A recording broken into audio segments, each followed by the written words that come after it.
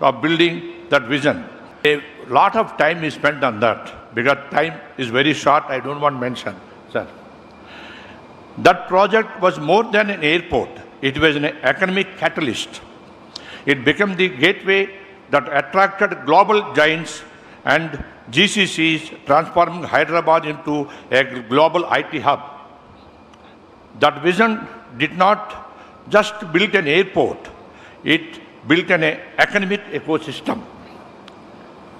My dear friends, history is not just repeating itself, it is accelerating.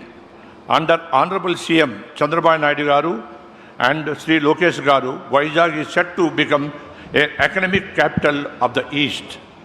We at GMR Group are honored to build the Bhogapuram International Airport, the new gateway of Eastern India to the world. Further, in line with the vision of the Honorable CM Chandrababu Naidu garu, we are also developing an integrated aerospace ecosystem in 500 acres of land.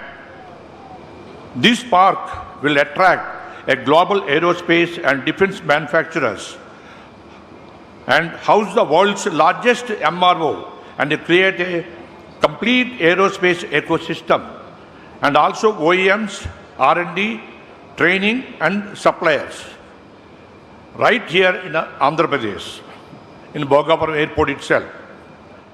This shall lead to unlock a vast pool of job opportunities, empowering the region's youth and driving economic growth. Friends, today the world is being reshaped by technology, resilience and regional cooperation. In this new order, India, under our Honorable Prime Minister Sri Narendra Modi garu, is leading with confidence. His vision of Viksit Bharat 2047 inspires all of us to build globally competitive and sustainable ecosystem. Andhra Pradesh, with the Honorable CM Chandrababu Naidu garu leadership, is fully aligned with this national mission.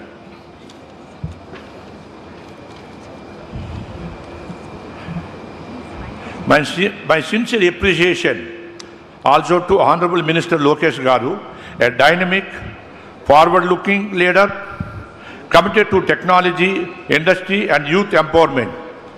His clarity, digital focus and commitment to building a knowledge-driven state are preparing Andhra Pradesh for a world-class future. The recent $15 billion Google investment to establish the world's largest data center in Vizag is a historic milestone. It is a big game changer. It signals global confidence in Andhra Pradesh governance and future. Together with the airport and aerospace ecosystem, it will transform this region into a digital and industrial powerhouse. At GMR, we match vision with execution to honor the pace set by the Honorable Prime Minister and the Honorable Chief Minister. We are committed to complete the Bhogapuram Airport well ahead of the schedule, sir. 6 months ahead, June 26 will be ready, sir. That is our pledge to Viksit Andhra Pradesh and Viksit Bharat. I also commend and to thank you, Honorable Minister Sri Rammohan Naidu garu, Bhogapuram Airport project on nearly monthly basis, sir, driving momentum and ensuring its completion ahead of schedule. Sir, Bhogapuram Airport is a transforming catalyst, attracting global investments and positioning Visakhapatnam as an East Coast economic hub with the potential to mirror Bombay's financial success. Piyush Goyalji, we are not competing, we are collaborating with Bombay. Lastly, my dear friends, I would like to re-emphasize that what Hyderabad was 20 years ago Vizag will be tomorrow. A city of opportunity, innovation, global connection. With the leadership of our Honorable Prime Minister, guidance of Sri Pawan Kalyan Garu and Sri Nara Lokesh Garu, we will transform Visakhapatnam into India's gateway to the world. Thank you, sir. Thank you, Mr. GM Rao, for your warm remarks. May I now invite Mr. Sanjeev Bajaj, Chairman and Managing Director of Bajaj Finserv Limited, requesting him to kindly make his remarks. Honorable Vice President of India, Excellencies on the dais and off the dais, very good morning. Andhra Pradesh is not just a state. It is a strategic growth engine for India. With a nearly 1,000-kilometer coastline, robust infrastructure, and proactive governance, it has emerged as a gateway for trade, for technology, and digital and tech innovation. But for any developing economy, you also need a financial services system that keeps track with it. A system that is robust, that is inclusive, and that is modern. And that is where we at Bajaj Finserv come in with our presence across loans, across insurance, across investments. We look forward to enabling every Andhraite in their own journey. In this year, we hope to cover over 30 lakh Andhraites, individuals, small businesses through a variety of loans and insurance policies, disbursing over 15,000 crore just in this year alone, only in Andhra Pradesh. But as Bajaj, we also believe that as we get, so must we give. And for that, we have invested significantly in skilling our youth. Because we believe as we enable the youth of today, they are the ones who will realize our collective dreams of tomorrow. And Honorable Chief Minister, sir, last year when we met, I told you that we would like to set up a skilling center in Amravati. And I'm happy to say that in the last year, along with CII, the Rahul Bajaj Center of Excellence in Skilling, we have set up skilling and career counseling centers, not only in Amravati, but in Vijayawada, in Visakhapatnam, in Tirupati, in Sri City, and we will additionally do that in Rajamundry and a few other places in Andhra. We remain committed to working with you and your team so that collectively we can enable our youth, our small businesses to achieve their dreams. Thank you. Thank you, Mr. Sanjeev Bajaj. May I now invite Ms. Shobhana Kamineni, Promoter Director, Apollo Hospitals Enterprise Limited and Executive Chairperson of the Apollo Health Co. Limited, to kindly give her brief remarks.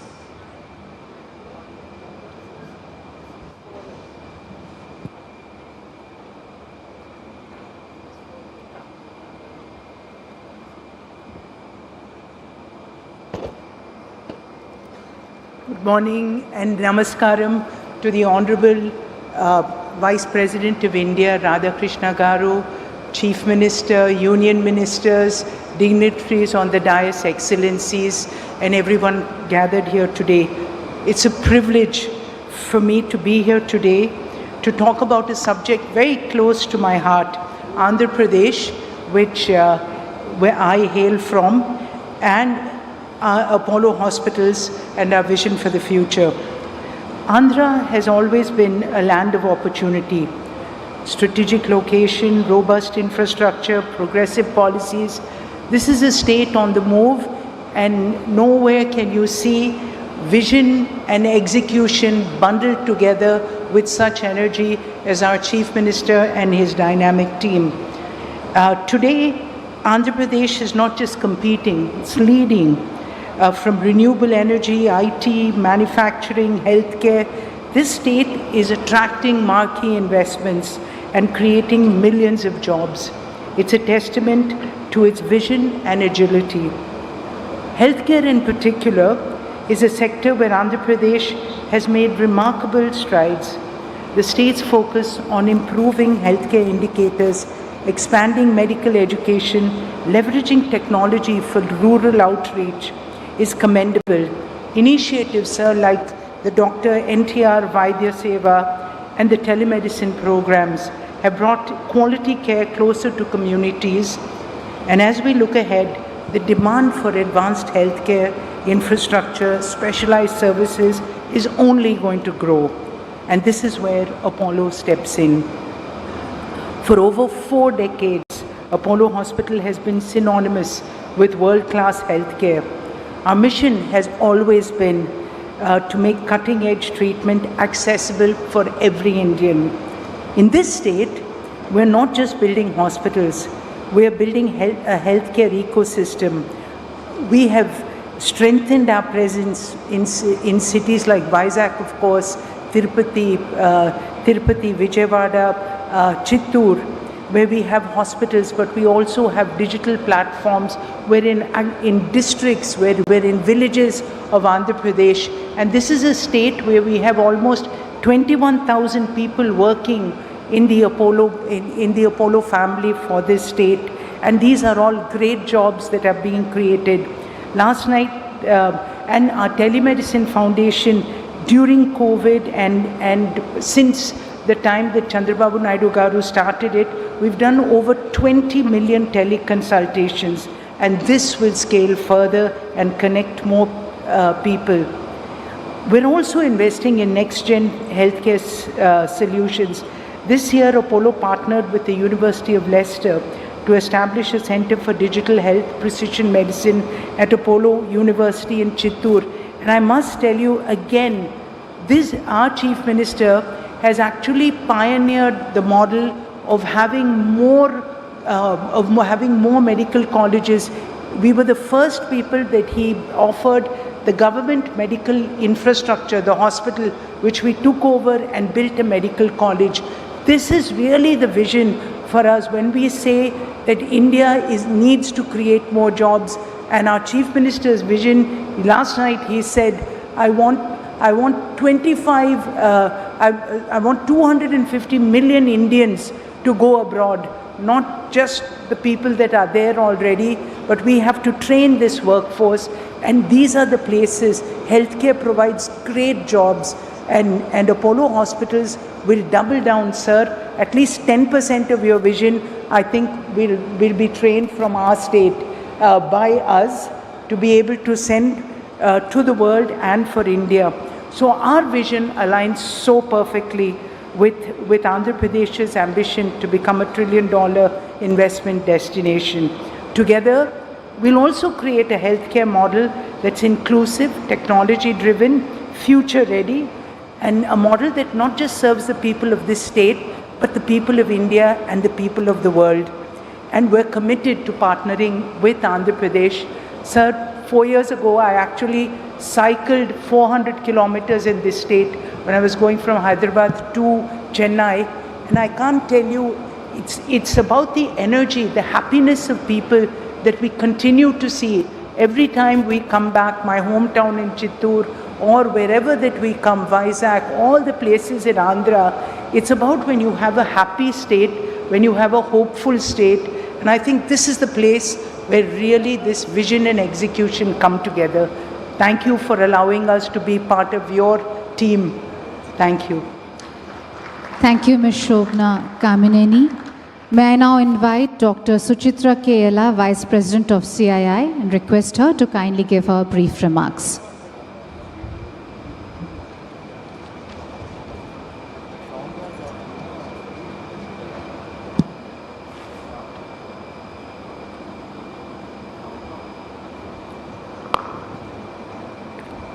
His Excellency, Honorable Vice President of India, Sri Radhakrishnan Avargal, Namaskaram.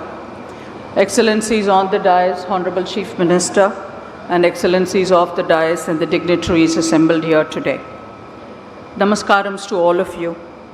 It is both an honor and a privilege to address this inaugural session of the 30th edition of the CII Partnership Summit being held here in Vizag. This milestone marks 3 decades of collaboration, innovation, and shared vision. And today we stand here at the threshold of this golden opportunity. As we gather here today, we do at a time when global trade and cooperation landscape is undergoing profound changes. Geopolitical shifts, raising tariff barriers, and protectionist tendencies are reshaping the contours of international commerce and trade. In this evolving environment, the resilience of industry becomes not just a measure of economic growth, but a reflection of the national capabilities and aspirations that we all have for us to achieve at 2047.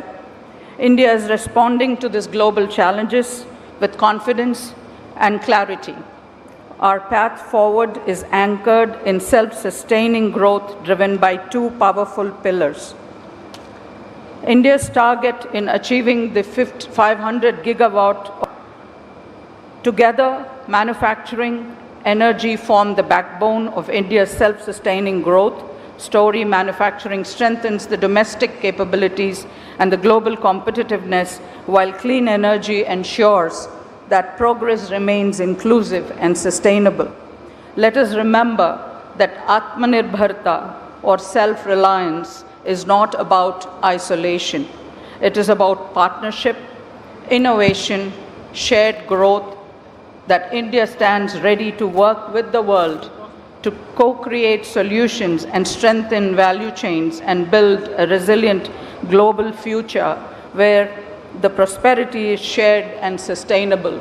India has demonstrated this extremely well during the pandemic. Honorable Excellencies, that I would want to recall here that India placed the COVID pandemic vaccine on the global map, not only for herself, but also ensured that it was distributed to 100 other countries that required it during a crisis. And that seeds were laid by none other than the Honorable Chief Minister, going back to 1996 when Genome Valley was created in the erstwhile Andhra Pradesh at Hyderabad. As we embark on the next 2 days of this dialogue, deliberation, and discovery, I invite all of you to engage deeply and share openly, to collaborate meaningfully. The CII Partnership Summit is not just a platform, it's a promise to build bridges, unlock potential, and also to shape a future that is resilient, inclusive, and sustainable. Honorable Chief Minister and Excellencies on the dais, I would like to reiterate that the Bharat Biotech Foundation is working closely with the Confederation of Indian Industry for transforming education into skill building and scaling it up to livelihoods in the state of Andhra Pradesh. Namaskarams, Jai Hind. Thank you. Thank you, Dr. Suchitra Kela, for your warm remarks. May I now invite Mr. Amit Kalyani, Vice Chairman and Joint Managing Director at Bharat Forge Limited, to kindly give his remarks.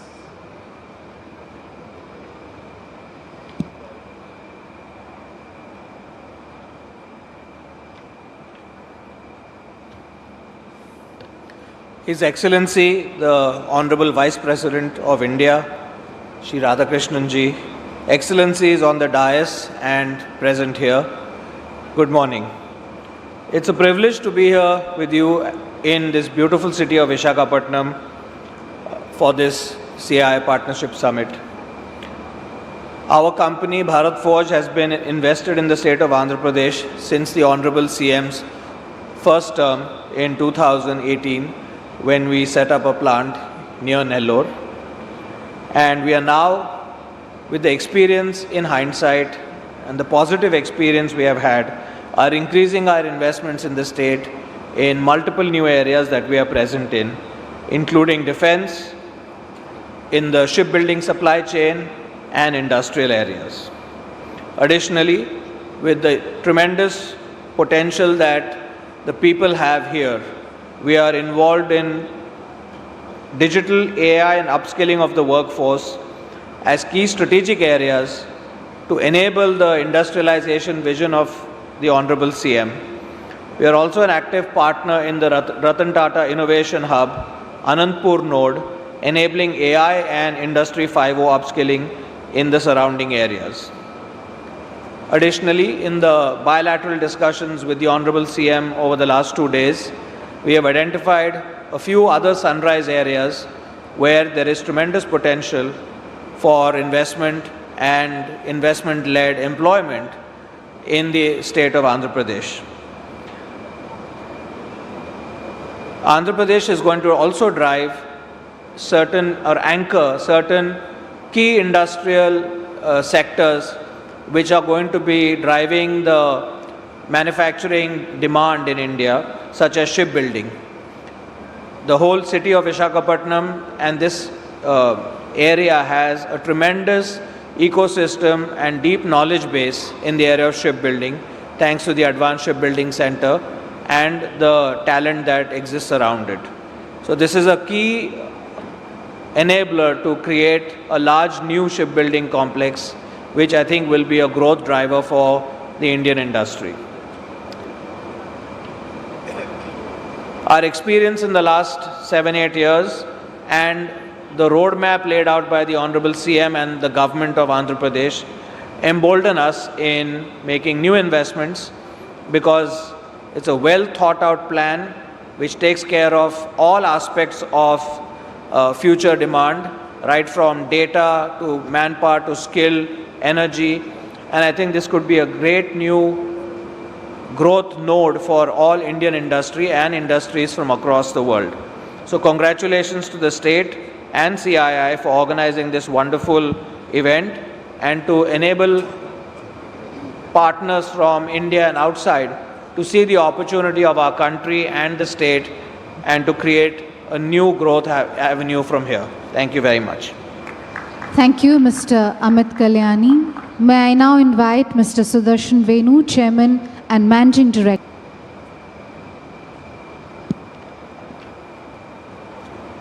His Excellency Shri C.P. Radhakrishnan Ji, Honorable Vice President of India, distinguished guests on and off the stage.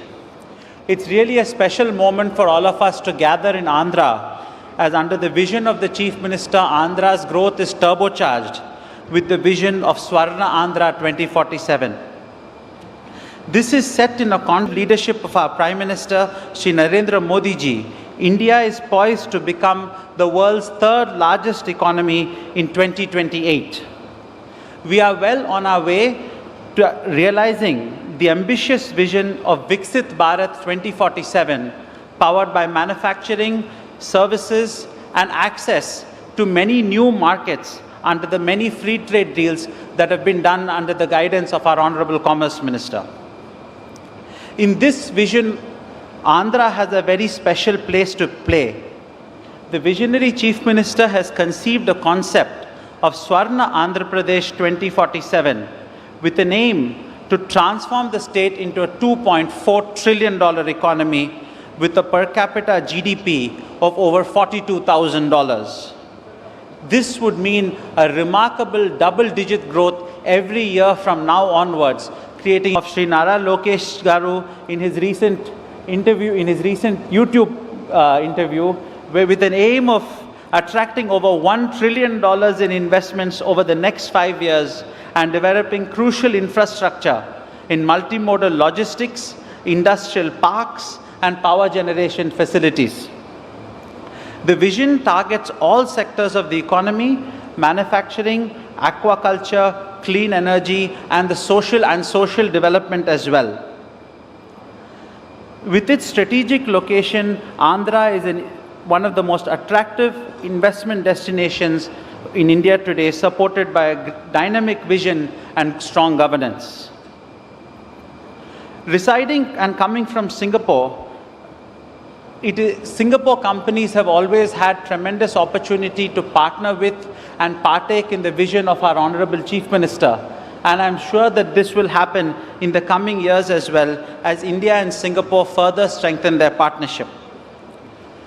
On behalf of the TVS Group, we are really excited for the development of Andhra in all aspects: industry, the social side, and the vision of the Chief Minister, and we look forward to having an opportunity to play a part in its growth. Thank you very much. Ali, Chairman and Managing Director of Lulu Group International, and request him to kindly give his remarks. Honorable Vice President, dignitaries, including my very dear Chief Minister and Piyush Goyal ji and Lokesh and other ministers, friends, dignitaries from all over the world. First of all, thank you very much for inviting me to attend this great event. I am greatly honored to be here. A dream of the people of Visakhapatnam. Honorable Chief Minister, a dream of the people of Visakhapatnam and people from surrounding places of Visakhapatnam. A dream of government and the people of Andhra Pradesh. A dream of Honorable Chief Minister Sri Chandrababu Naidu Garu. Also my story. It was former Honorable Vice President Sri Venkaiah Naidu Garu who introduced me to Honorable Chief Minister Sri Chandrababu Naidu Garu. After that, I met Honorable CM in Davos at World Economic Forum. During one of our business discussions, I promised Honorable CM that we will construct India's biggest beautiful shopping mall in Visakhapatnam, not only for the people of Visakhapatnam, but also for people far from Visakhapatnam. Location for our project. We again met for a discussion after CM identified a location. During that time, CM informed me that he needs to convince himself about our capacity and capability to fulfill our promise. I invited Chief Minister to visit our shopping mall in Cochin, which was the biggest shopping mall in India at that time. Honorable Chief Minister, along with his team, visited Kochi to see our shopping mall, saw the crowd, saw tourists from other states and other countries, saw the amusement area where children play, saw the different types of restaurants and food courts, saw the best food products at affordable price, and was convinced. Honorable Vice President Sri Venkaiah Naidu at that time laid the foundation stone of our project on 24th February 2018 during the Partnership Summit. Due to the reason beyond our control, we could not fulfill our promise, and I do not wish to go into the detail.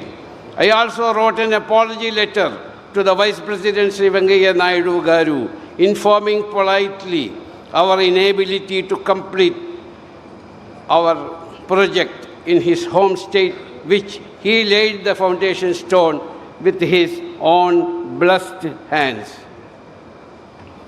Ladies and gentlemen, now when Chief Minister came back to power, CM again invited us, and we visited Andhra Pradesh for discussion with CM to reconfirm our support to the state. CM taught our project if we are still interested to invest. After much discussion, deliberations, and consensus, we finalized the same place for our project. Today, I am happy to announce, as part of our promise, we will also complete the project within 3 years. Our project, when completed, will provide employment opportunities directly 5,000 people and indirectly 12,000 people. In addition to this, the construction of our state-of-the-art export-oriented food processing plant in Malavalli in Vijayawada is complete, which will be opening in the first week of January. We are the largest retailers in the Middle East. From this plant, our first shipment of mango pulp, guava pulp, and processed spices in our own brand will start first week of January 2026. Already, we are exporting a huge quantity of fruits and vegetables from this state to feed our approximately 300 hypermarkets and shopping malls in GCC and Egypt. Opening of our new food processing plant will help us to increase our exports and to tie up directly with the local farmers, which will further help them to boost their production.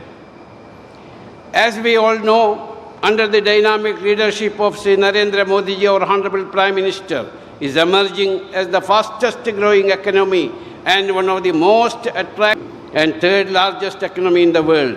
The state, Andhra Pradesh, under the leadership of my very dear Honorable Chief Minister Sri Chandrababu Naidu Garu, who is working hard as a CEO of the state, playing a significant role in this journey. Our group will also contribute in our own humble ways in this journey. With these words, let me wish this summit all success and thank you. Jai Hind. Thank you, Mr. Yusuf Ali, for your remarks. Ladies and gentlemen, we will now begin the ministerial addresses. May I now invite Mr. T.G. Bharat, Honorable Minister of Industries and Commerce and Food Processing, Government of Andhra Pradesh, requesting him to kindly address us.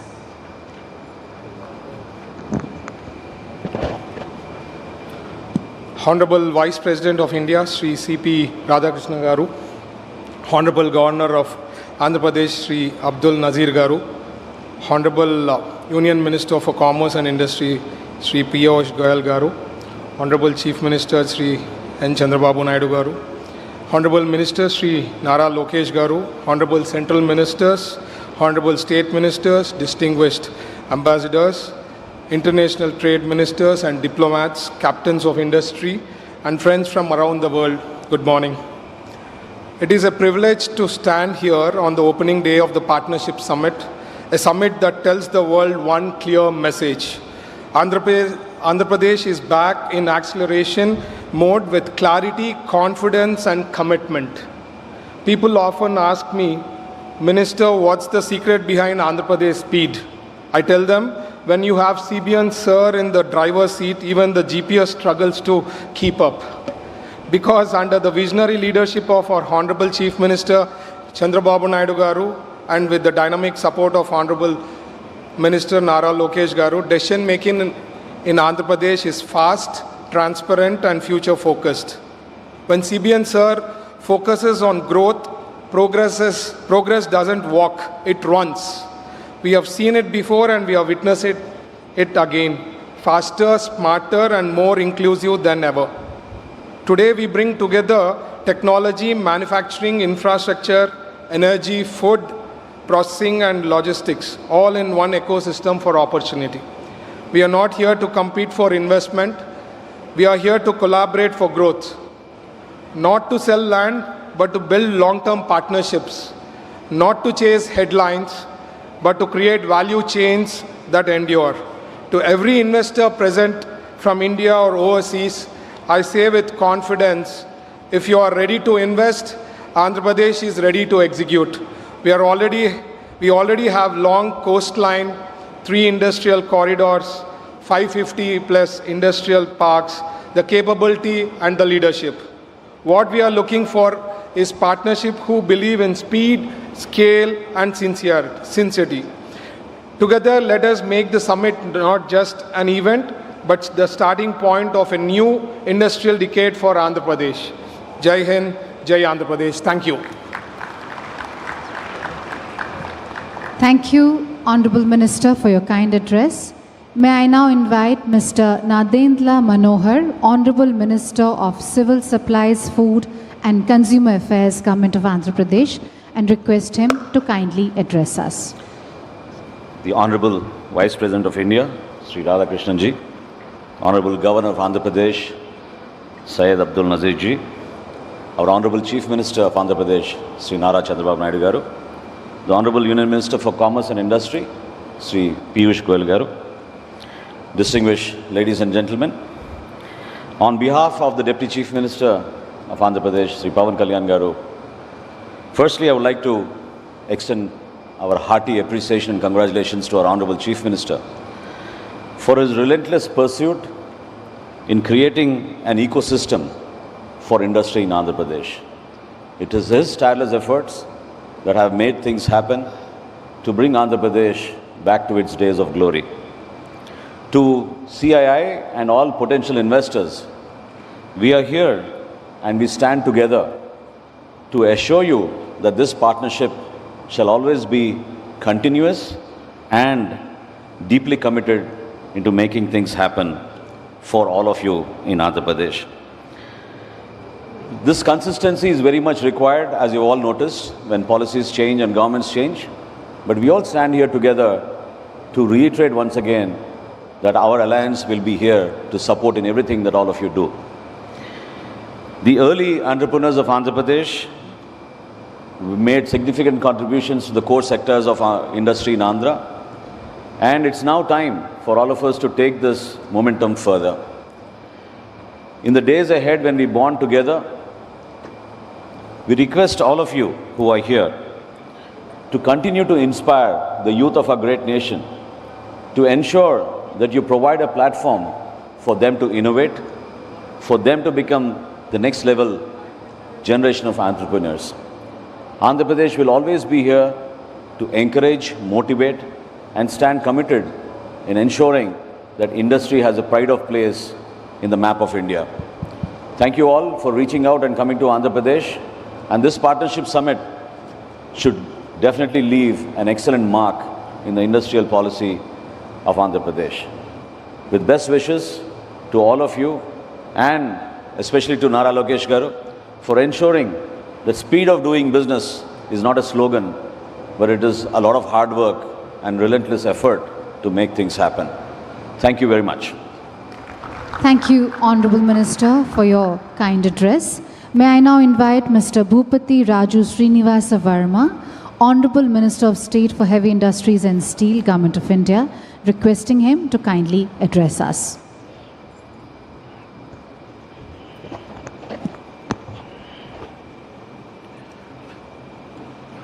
Honorable Vice President of India, Sri C.P. Radhakrishnan ji, Honorable Governor of Andhra Pradesh, Sri Abdul Nazir ji, Honorable Chief Minister of Andhra Pradesh, Sri Nara Chandrababu Naidu ji, Honorable Minister of Commerce and Industry, Sri Piyush Goyal ji, Honorable Ministers from Government of India and AP State Government, industry leaders and distinguished guests, I am honored to address this esteemed gathering at the CII Summit in Visakhapatnam. As we gather here today, we are reminded of Prime Minister Narendra Modi ji's vision of a Viksit Bharat, a developed India that is driven by innovation, sustainability and inclusive growth. Sri Piyush Goyal ji has been instrumental in steering the industrial policy through visionary reforms and global engagement. India, currently the world's fourth largest economy, is on track to become the third largest economy by 2030. For the past 18 months, central government has sanctioned several projects worth lakhs of crores to the state of Andhra Pradesh, reflecting the centre's commitment to the state's development. Today, Andhra Pradesh is playing a key role in realizing the Prime Minister Modi ji's vision of Viksit Bharat. Thanks to the proactive policies of Chief Minister Sri Nara Chandrababu Naidu ji, Deputy CM Sri Pawan Kalyan ji, and Sri has made significant strides in creating a business-friendly ecosystem, driving innovation and promoting sustainable development. The state's focus on the ease of doing business, progressive industrial policies, infrastructure development, and skill enhancement has made it an attractive destination for the investors. Government of India recognizes Andhra Pradesh is a key player in India's growth story. We are committed to working with the state to boost industrial growth and development through a strategy of revival and greenfield expansion. The efforts of Chief Minister Nara Chandrababu Naidu ji and Sri Nara Lokesh ji in facilitating the 17.5 million ton per annum integrated steel plant by ArcelorMittal and Nippon Steel at Nakapalli are truly commendable.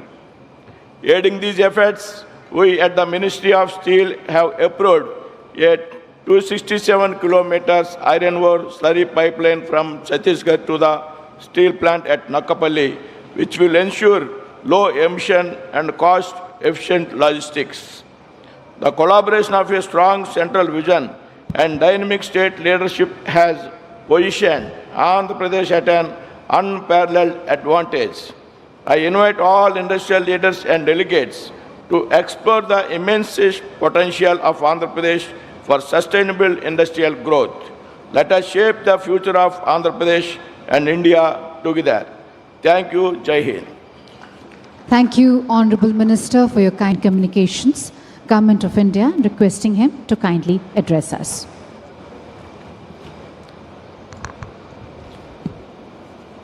Honorable Vice President of India, Shri C.P. Radhakrishnan ji, distinguished leaders from government and industry, global investors and friends from across the world, Namaskaram. Standing on the shores of the Bay of Bengal, I am reminded that the greatest civilizations are built when people believe in their own potential. Today, India stands at that very threshold. Over the past decade, India has rapidly evolved from a consumer to a creator, partner, and trusted provider of world-class solutions. India's shift from consumer to creator within a few years didn't happen by chance. It happened by choice. It is the result of deliberate policy intervention, determined execution, and the unleashing of entrepreneurial energy under the visionary leadership of our Honorable Prime Minister, Shri Narendra Modi ji. We invested $1.4 trillion in roads, ports, airports, and digital public infrastructure, creating connectivity at unprecedented speed. We launched production-linked incentives in 14 sectors worth $26 billion, transforming manufacturing. We consolidated 29 labor laws into 4 labor codes, transforming our business environment. We abolished retrospective taxation, enabling policy certainty. We created one nation, one tax through GST, establishing a unified market. We enacted the Insolvency and Bankruptcy Code, bringing predictability to business. These reforms reflect a fundamental shift from license Raj to trust-first approach, from seeing entrepreneurs with suspicion to celebrating them as nation builders. Perhaps the most profound change has been psychological, the mindset metamorphosis. We have moved from a defensive we can't to an assertive why not us. This shift in national consciousness may be our greatest achievement of all.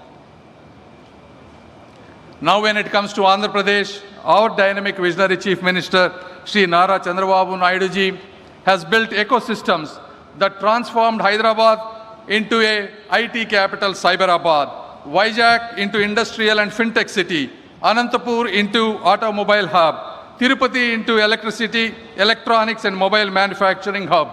He brought future-focused industries like fintech. From agriculture to aerospace, AP is where India's sectoral strengths concentrate. AP has vast coastlines with 6 major ports, pre-cleared industrial land parcels, abundant renewable energy potential, and most importantly, a government committed to both incentives and speed. The center and Andhra Pradesh work in the same spirit, one vision, one mission, and shared progress. With a team of young, ambitious, and dynamic ministers, just investment ready, we are investment hungry. When it comes to my own department, telecommunications, India represents a $25 billion opportunity in component manufacturing alone. My ministry stands ready to fast-track your entry into this space. Friends, when you invest in India, you are not just building factories. You are tapping into the world's largest rising middle class that will reshape global business for generations. Therefore, partner with India, not because history will record that the 21st century belonged to Asia and Asia's century was powered by India's rise. The real and one question is, will you be the co-author of this story? Thank you. Jai Hind. Thank you, Honourable Minister, for your kind address.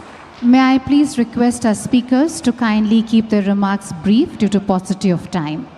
May I now invite Mr. Kinjarappu Ram Mohan Naidu, Honorable Minister Civil Aviation, Government of India, requesting him to kindly deliver his address.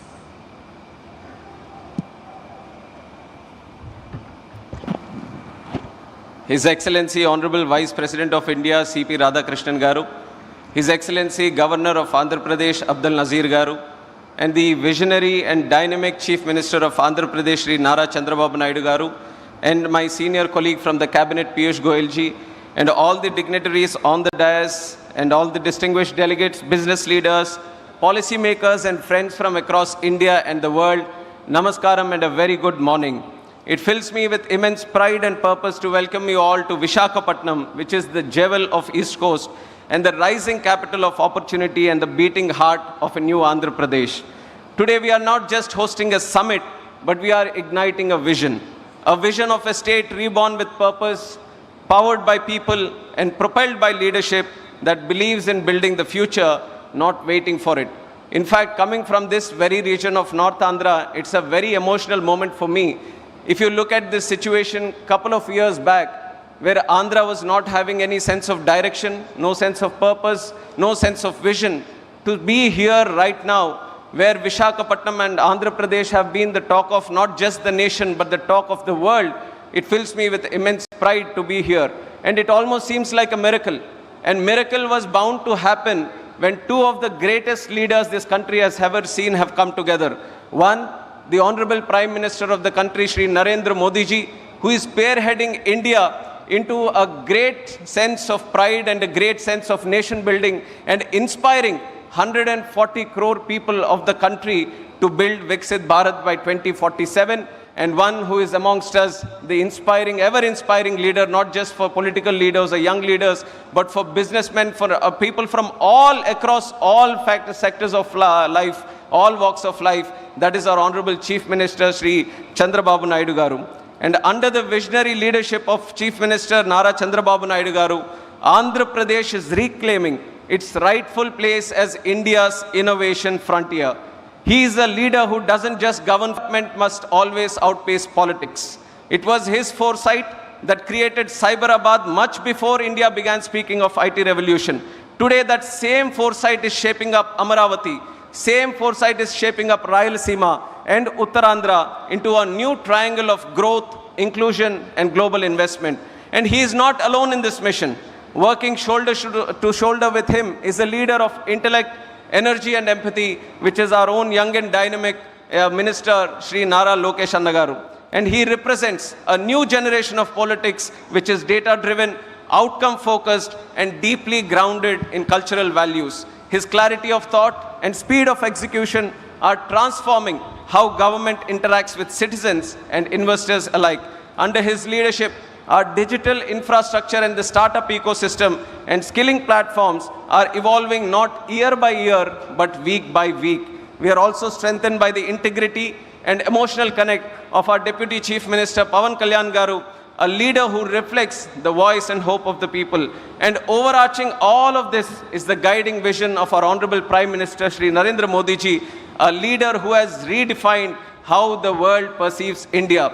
The most popular leader with a strong and decisive leadership and with clarity on conviction on how India should be viewed by the 2047. Viksit Bharat 2047 is not a challenge before the country, but it is unlimited amount of opportunities that are there with us. And today Andhra Pradesh is reaping out all the opportunities that are presented in front of us. That is the power of double engine Sarkar.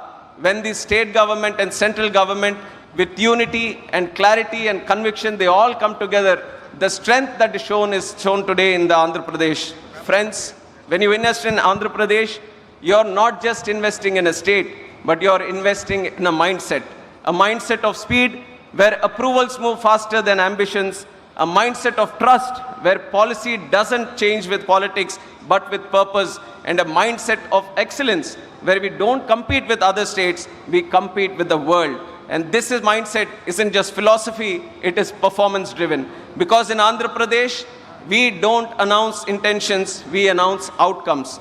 In the last few months alone, we have moved faster than most economy moves in years, cleared major infrastructure projects worth thousands of crores from Bhogapuram International Airport to Amaravati Capital Works, launched digital single window systems that reduce approvals from 90 days to under 21 days, and also fast-tracked many projects which are not only for what is for the future, but which are going to be the game changers for the future technologies. And we have all heard of ease of doing business, but in AP we are going one step further, and we have made it the speed of doing business. And today into global economy, we all know that time is the ultimate currency, and which is why AP is stressing upon the time.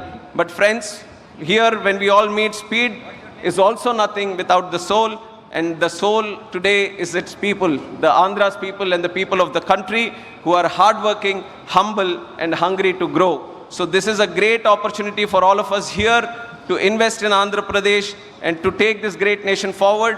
And it comes to aviation also, we have been doing great things. And in fact, the foundation has been laid 11 years before by our Honorable Prime Minister Narendra Modi ji. And today we are the third largest domestic aviation market in the world.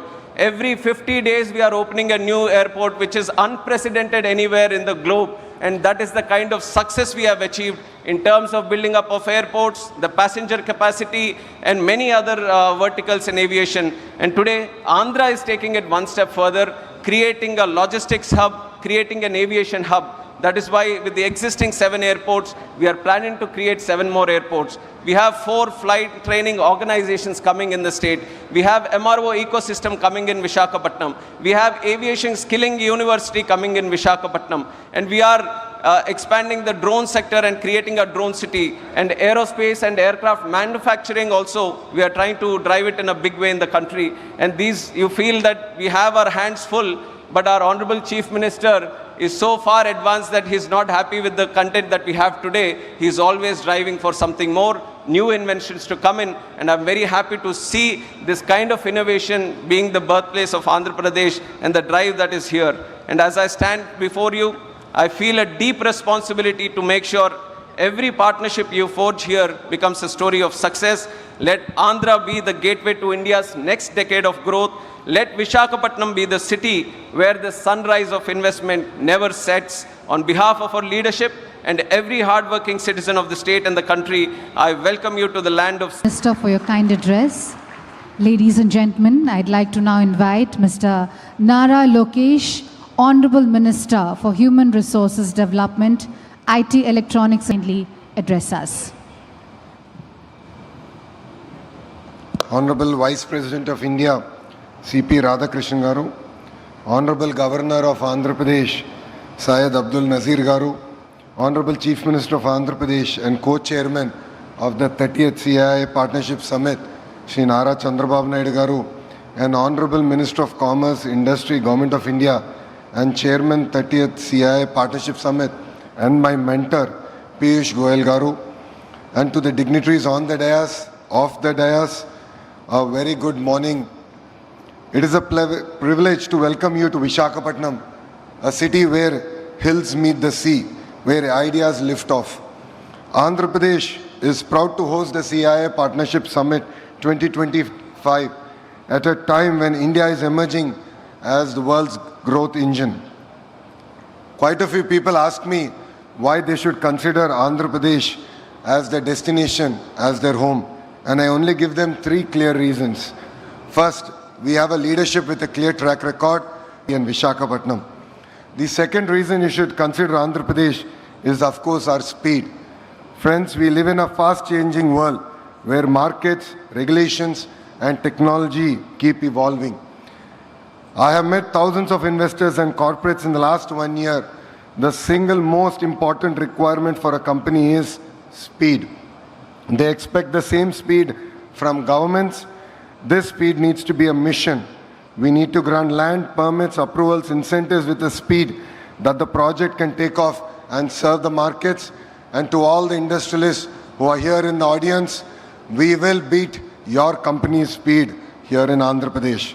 And the third reason why you should invest here in Andhra Pradesh is what I call the double-engine bullet train government. Under the leadership of the Honorable Prime Minister, Shri Narendra Modi ji, and our Honorable Chief Minister, Shri Nara Chandrababu Naidu garu, once we shake hands, it is no longer your project, it is our project. We are willing to work with Government of India to create reforms, to bring about reforms, changes in regulations that will ensure that your business not only succeeds, but thrives in our great country called India. So I'd like to thank all of you for giving us this wonderful opportunity to host you. Please take time off to explore what Visakhapatnam has to offer. And I would once again like to thank Piyush Goyal ji for his continued mentorship to me. And I look forward to working together with him to make Andhra Pradesh a $2.4 trillion economy and contribute to Vikasit Bharat mission of our Honorable Prime Minister, Shri Narendra Modi ji. Thank you very much and Jai Hind. Thank you, Honorable Minister, for your kind address.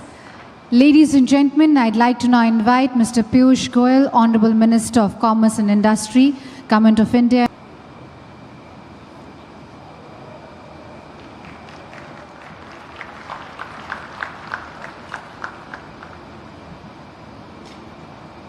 The very distinguished and eminent Vice President of India, Mahamahim Shri C.P. Radhakrishnan ji, the Honorable Governor of Andhra Pradesh, His Excellency Shri Syed Abdul Nazir ji, my good friend, my elder brother, and somebody with whom I have very deep relationship on a personal level and with whom I've worked very closely to evolve and devise several new ideas. Somebody who comes with a vision not only for the development of Andhra Pradesh but for the holistic development of India under the leadership of Prime Minister Narendra Modi towards Viksit Bharat 2047, a developed, a prosperous nation where every state of India will prosper, where every citizen of India will get a high, good quality of life, where every child born in Andhra Pradesh will have a bright future ahead of him. A visionary leader, Nara Chandrababu Naidu garu, Honorable Chief Minister of Andhra Pradesh, my colleague in the Union Cabinet, a very young, dynamic Minister for Civil Aviation, Shri Ram Mohan Naidu garu, the upcoming leader of Andhra Pradesh, somebody whom I have seen from a young age evolving into a leader of substance, a person committed to the development of his people, his state, and with a compassionate bent of mind, Nara Lokesh garu, all the distinguished excellencies, my colleagues, ministers from across the globe, captains of industry, both from India and abroad, distinguished ladies and gentlemen, namaskar. It is indeed an immense privilege to address the 30th edition of the CII Partnership Summit from the rich history of Satavahana Kingdom to its present status as a hub for steel, semiconductors and seafood. The Visakhapatnam region, Honorable Vice President, whose distinguished career in public service and commitment to empowering the marginalized communities is an inspiration for all of us. One interesting fact about him, he is also affectionately called the Vajpayee of Coimbatore. I acknowledge and welcome Governor, His Excellency Syed Abdul Nazir ji, whose exemplary judicial career has strengthened our democratic foundations. And I congratulate Chief Minister Chandrababu Naidu for his bold Swarna Andhra Pradesh 2047 vision, which reflects how ambition, when coupled with tech-driven execution, can truly transform a state. Friends, we gather here today at an inflection point in global history. The world order that defined the past several decades is being rewritten.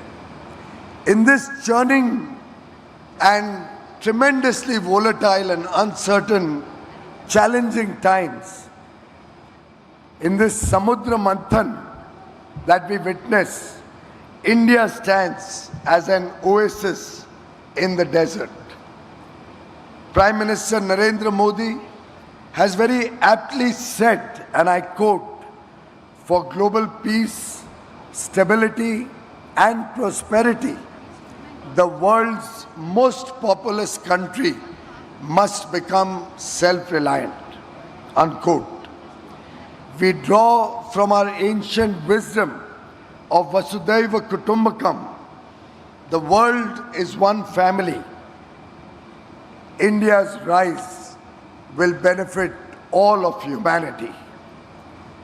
Let me share what guides our journey from a $4 trillion economy to a $35 trillion economy by 2047, when we will celebrate a developed nation, a prosperous India, celebrating 100 years of independence.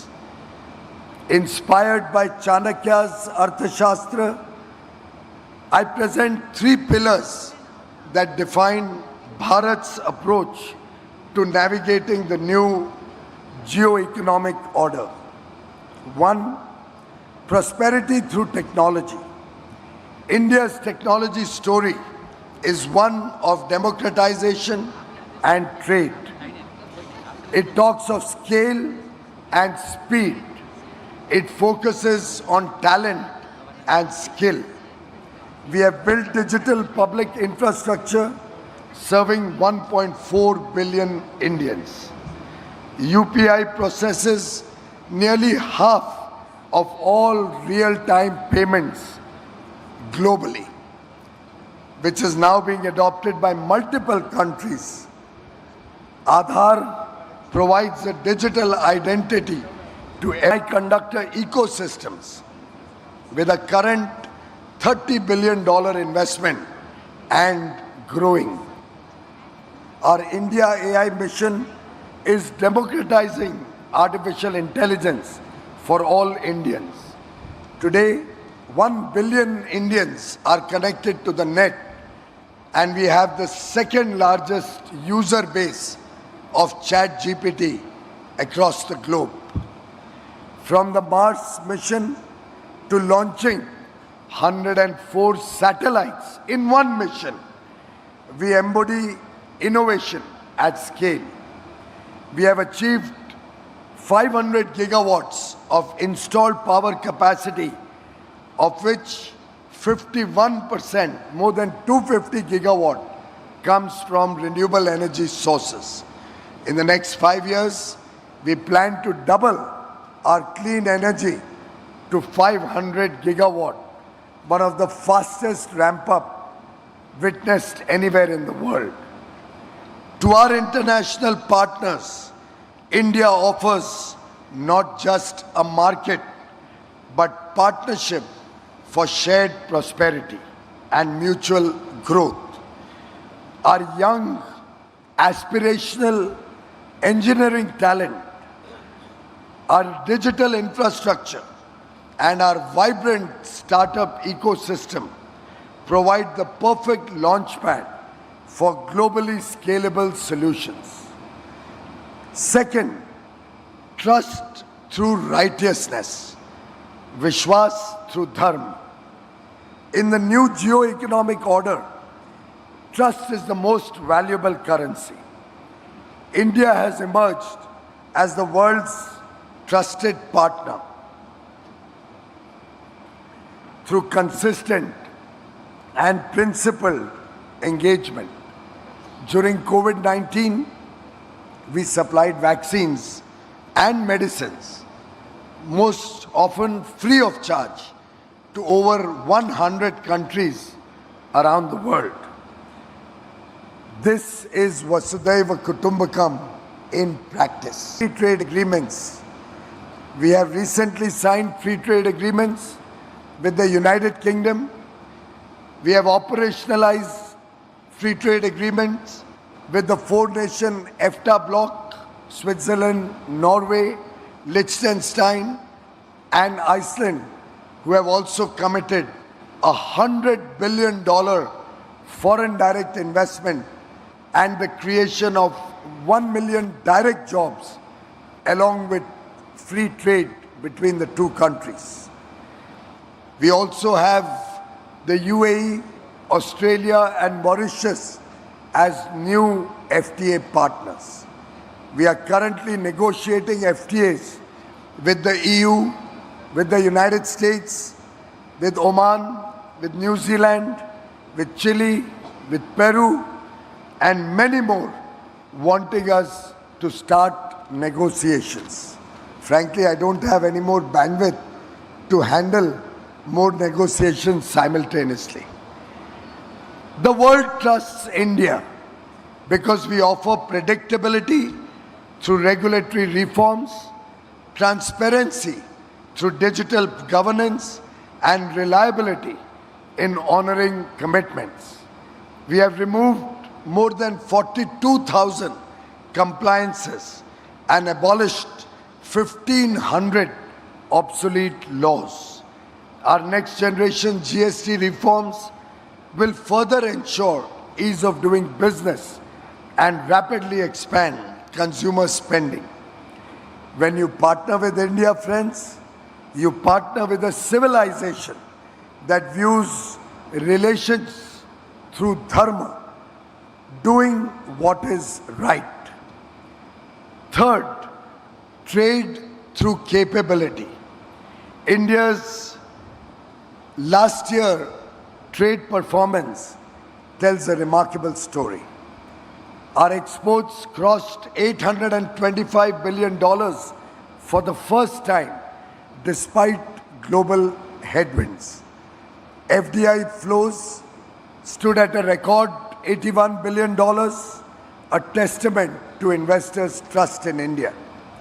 It also reflects our focus on building capabilities at home through the Make in India program, infrastructure at scale, diversifying markets across multiple countries, and moving up the value chain through investments in technology. In some sense, we are drawing the benefits from Michael Porter's theory of competitive advantage. As he famously said, and I quote, "National prosperity is created, not inherited." Friends, in conclusion, I offer 3 key recommendations to expand global cooperation. 1, let's facilitate two-way investments by lowering trade barriers and creating an open, transparent environment that enables the free flow of goods, services, and capital. Second, let's strengthen technology cooperation by co-developing frontier technologies and investing in high-impact innovation. Third, let's build and sustain trust through transparent governance and predictable policy frameworks that promote long-term partnerships. I would like to congratulate CII, President Mr. Rajiv Memani, and Secretary General Mr. Chandrajit Banerjee, the evergreen hero of the partnership between government and business, and somebody committed to the India story, somebody really passionate about his job, Well done, well organized. You have really created a remarkable platform. A platform where ideas become action.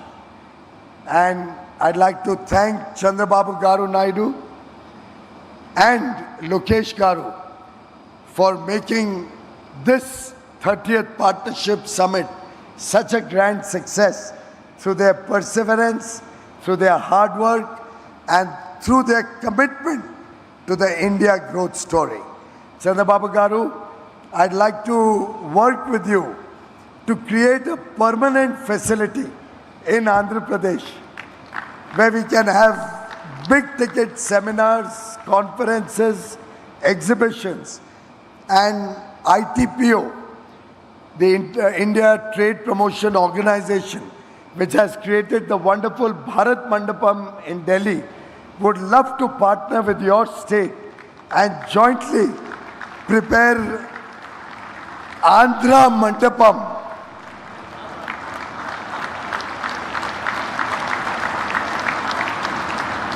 so that in the years to come, our partnership summit will not be under a marquee or a tent or temporary facilities, but will be at a world-class convention center, befitting your leadership and the talent and the wonders that Andhra Pradesh offers to the world. Friends, I thank each and every one of you, ministers, trade delegates, business leaders, innovators, and thought leaders from across the globe for believing in India's growth story and for being partners in our journey. Just before concluding, since this program has gone on for long, and we have an interesting result coming out on the television screens, for those of you who are interested, the people of India, through the second most populous state of Bihar, a very crucial state where elections were held in the last week, have just once again reposed confidence in the leadership of Prime Minister Narendra Modi and the leadership of the National Democratic Alliance, of which Chandrababu Garu is one of the strong pillars, through a 2/3 majority. 163 out of 243 seats, or rather 181. My God, this is growing faster than the India growth story. 181 seats out of 243, where the NDA candidates are leading as of now, and it seems this could change for the better. Thank you very much to the people of Bihar. Thank you very much to the people of India for their faith in Modi ji's leadership, for their faith in the leadership of the National Democratic Alliance, our leader Nitish Kumar, the Chief Minister of Bihar, and for their commitment to the India story of Viksit Bharat 2047. Jai Hind, thank you very much. Thank you, Honorable Minister Shri Piyush Goyal ji, for your notable keynote address. Ladies and gentlemen, I would like to now invite Shri N. Chandrababu Naidu, Honorable Chief Minister of Andhra Pradesh and the co-chair of the 30th CII Partnership Summit, requesting him to kindly deliver the keynote address.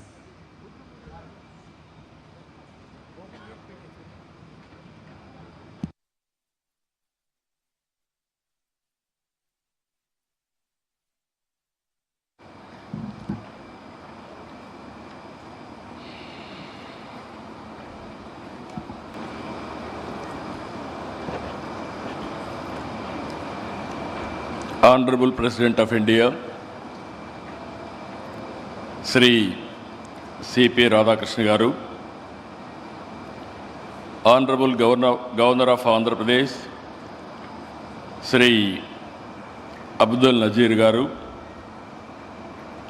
Honorable Union Minister for Commerce and Industry, Government of India, Sri Piyush Goyal Garu, Honorable Union Minister Ram Mohan Naidu Garu, Chandrasekhar Garu, Bhupati Srinivas Varma Garu, President, Confederation of Indian Industry, Rajiv Memani Garu, Director General, Confederation of Indian Industry, Chandrajit Banerjee Garu, Honorable Ministers from my cabinet, Nara Lokesh Garu, T.G. Bharat Garu, Nadella Manohar Garu, industrialist on the dais, Suchitra Ella Garu, Sanjeev Bajaj Garu, G.M. Rao Garu,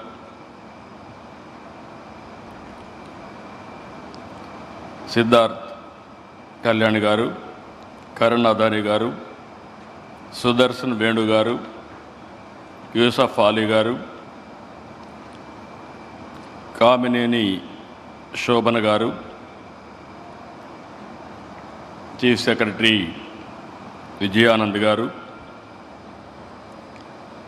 His Excellencies from different countries, and also today it is very, very important day in my life. Nearly 522 international participants, nearly 72 countries are representing, and so many overseas ministers, national leaders, business leaders, nearly 600, local prospective and existing entrepreneurs, nearly 1,500. Totally 2,500 participants are here. I welcome all of you. All the best for all of us.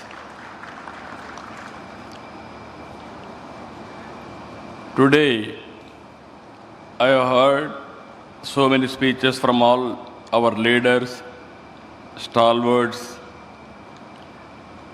If you see here, you are in Visakhapatnam for the last 2 days.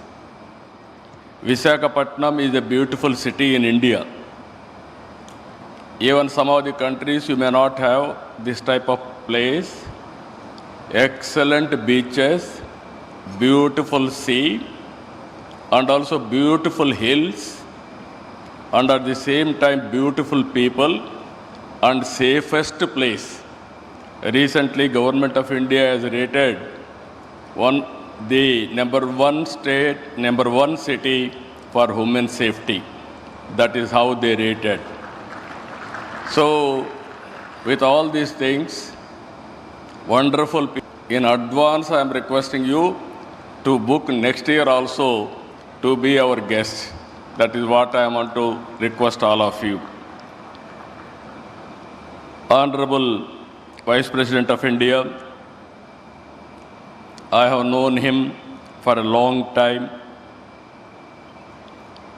and also during Vajpayee's period, onwards he is in politics. At that time he was MP. People used to call him Vajpayee of Coimbatore. That is how he is respected. I am very happy he has come today. He is the 15th Vice President of India. He is a shining example. And also, I know him intimately, Chairman of Rajya Sabha. His calm conduct, sharp intellect, and inclusive approach will guide the House towards constructive debate and consensus building. What sets him apart is his unshakable commitment to public service and humility. Even while holding the nation's second highest constitutional office, he remains deeply connected to the concerns of ordinary citizens, reflecting his lifelong conviction that leadership is not about privilege, but about purpose and service. On behalf of Andhra Pradesh, I welcome him, and also I am very thankful to him for coming this occasion to grace all of us. Our Honorable Prime Governor, you are all watching, is very strong in legal field, and also he is guiding me to take Andhra Pradesh forward. I had a long association with Piyush ji. He is very dynamic and also very creative. Under his leadership, I am very confident India will emerge best destination for investment. I am assuring you, with all your good words, you can do business in Andhra Pradesh. Andhra Pradesh will be a gateway for investment, and India will be future destination. Nobody can change it. And also CII, I had a long association. Out of 30 CII partnerships, 7 were hosted from Andhra Pradesh. That is our credibility. Today, President and also Chandrajit Banerjee, they are working extraordinarily, and also the amount of response overseas because of our CII, I really appreciate him. And also if you see today, all investors are here. Just now, our Honorable Minister has announced Bihar elections. One example I am telling you, Bihar elections, last time NDA has won, we have won, present government, and at the same time today, as of now, 190 seats they are going to win. By end of this meeting, around 200 seats they are going to win, NDA. It shows people are with Narendra Modi ji. It is going to happen permanently. No other country, no other leader is enjoying people's trust. I can say in a democratic country, only Narendra Modi ji is only the man who is enjoying absolute confidence and trust.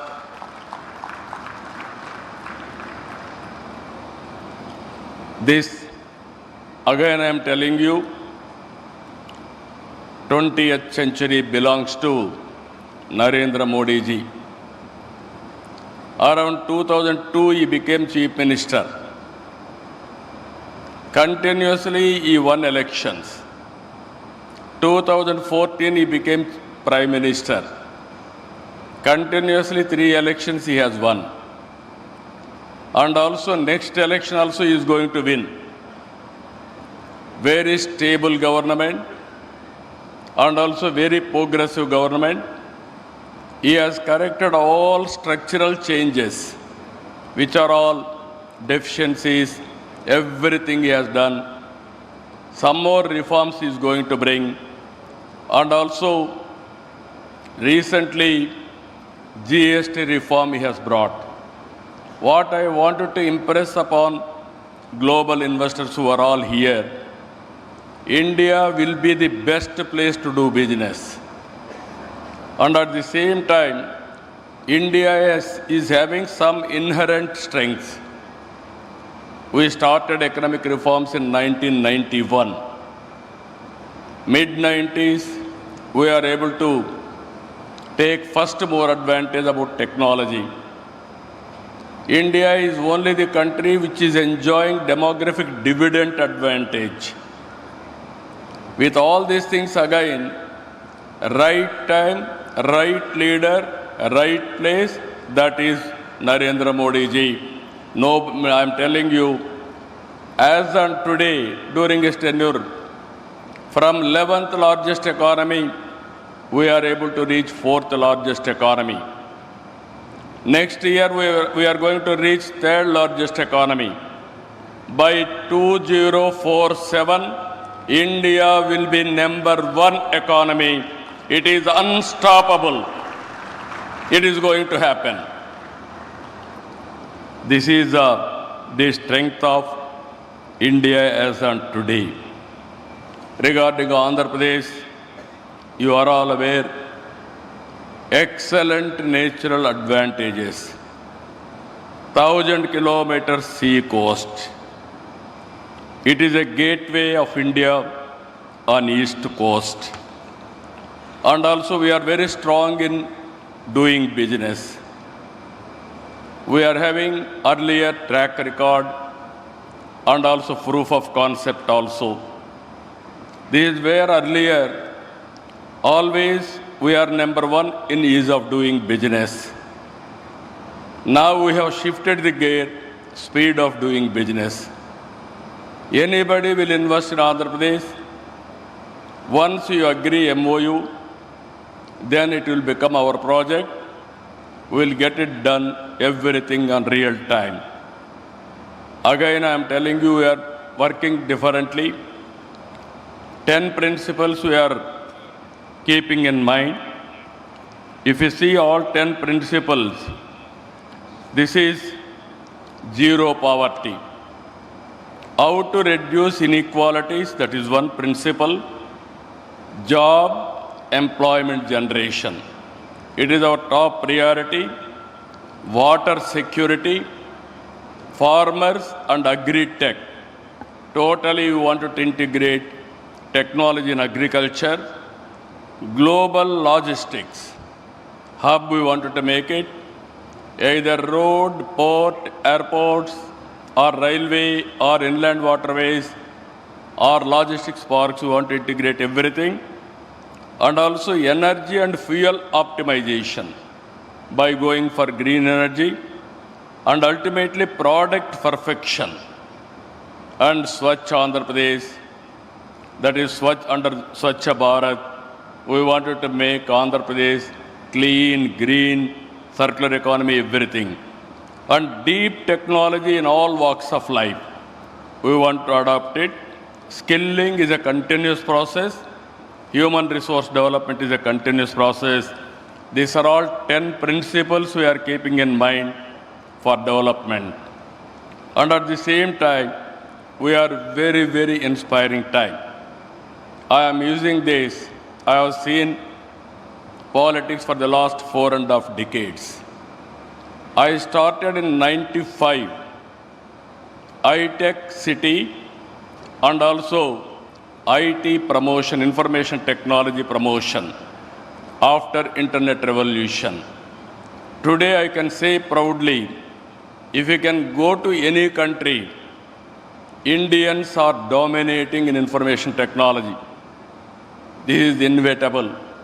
Every 4 IT professionals, one is from India. Among Indians, out of 4, one is from Andhra Pradesh. That is our strength. That is our speciality. Now, we are going differently. Government of India has announced so many progressive policies, so many reforms, so many missions. We are starting space city, drone city, electronic city, aerospace city, semiconductor, and also robotics, defense corridors. These are all various approaches we are taking, latest technologies. And also we are going differently, quantum valley, and also green hydrogen valley. In America, they are having Silicon Valley.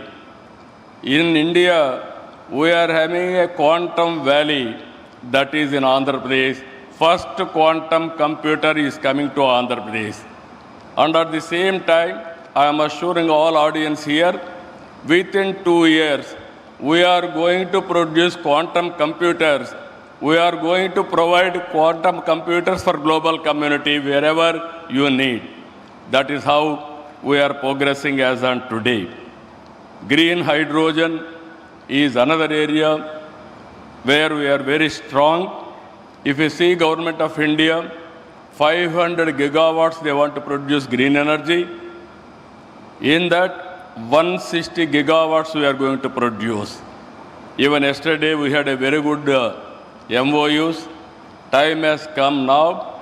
Andhra is very strong in green energy, especially solar, wind, and also pumped storage and battery. Even cost of battery is coming down now. Even with all these things, it will be very good advantage for India to go for green energy. Finally, we are having excellent ports. We are going to go further down streamline, that is green hydrogen and also green ammonia. These are all the various areas we are going to work together. Finally, I am requesting you, all investors are here, lot of opportunities. You are having resources, technologies, know-how. Come and join us in building economy and also in doing business. One is in agriculture. We are very strong in aquaculture. We are very strong in horticulture and also commercial crops, especially dairy and also coffee, spices. Wherever it is possible, we are very strong. I request all of you, Lulu, Yusuf Ali has rightly mentioned, we need more and more players in food processing. Even agriculture, we are going next level, that is natural farming, organic products. There I am requesting all of you to come. Green energy, lot of opportunities. Downstream industries you can go. There I am requesting some of you can come and start. Now, deep technologies, data centers are coming. Data centers, again, green energy we are tying up. Google has announced $15 billion US. Today and tomorrow, another 4 to 5 gigawatt data centers are going to come. Once data center is coming 1 gigawatt, we need 6 gigawatts of power, green energy. It is a multiplier effect. It is going to happen. Deep technologies, I am requesting you, lot of opportunities in deep technologies. Anybody is willing to invest in satellite launching or drones and also electronics and also aerospace, even defense, we are prepared to host all of you. And also, Government of India is also thinking to promote drones in a big way.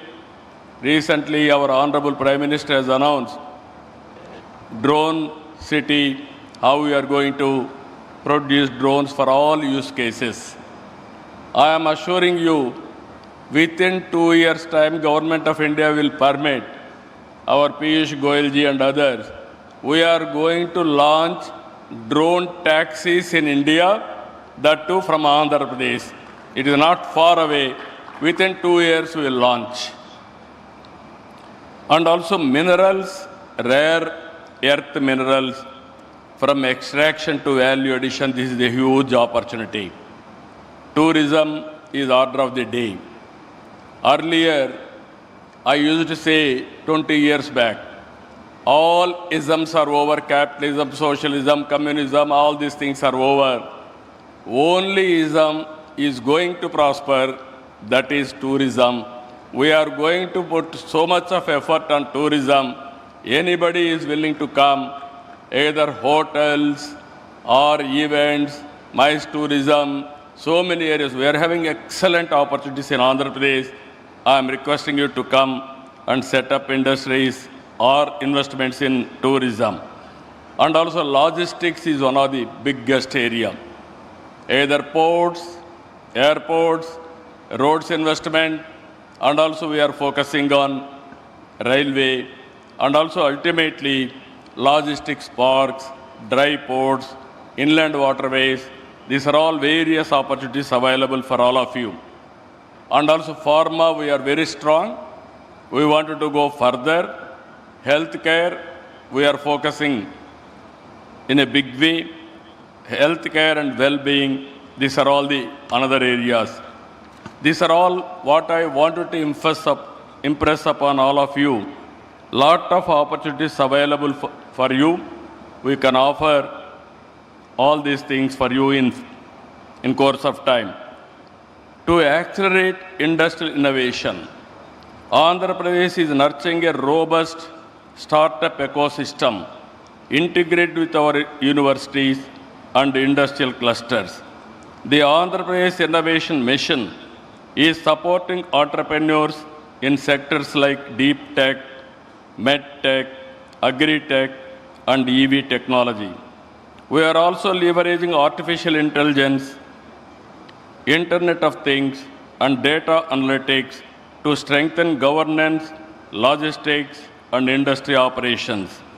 Our young workforce, talented, disciplined, and multilingual, is one of our greatest assets.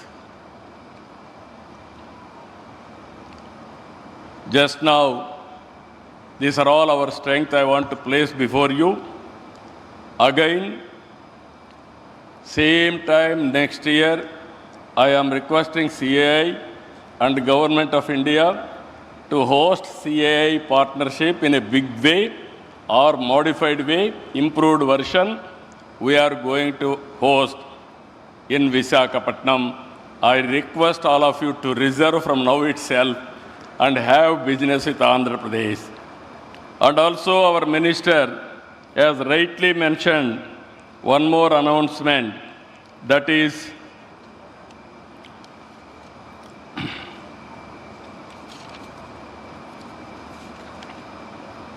ITPO with a joint venture, one of the best convention center in Visakhapatnam. There is a beautiful hill. I will give land. Very soon I am requesting you to come and inaugurate. On the top of the hill, facing towards sea. Nowhere in the world this type of place. That is the place I am providing. All industrialists I am requesting, have second home in Visakhapatnam. That is the beautiful place, beautiful people, and also you will enjoy. And also from here, 1 hour, even we are going to have small airstrip also. Within 20 minutes, you will go to summer resort, Araku, and also Lamsingi, Padi area, which is the tribal area. I am requesting all of you, I asked my people to give you, it can stimulate and also it will remind our commitment towards industry. One of the best coffee, global coffee, we are promoting from tribal area. And also, anyway, you are going to leave tomorrow. Everybody has to taste our aquaculture food. Aqua food is very popular. 65% our Honorable Minister is here. 65% country's contribution on aqua is from Andhra Pradesh.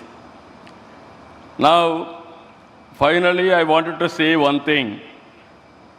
Recently, our Honorable Minister has announced, after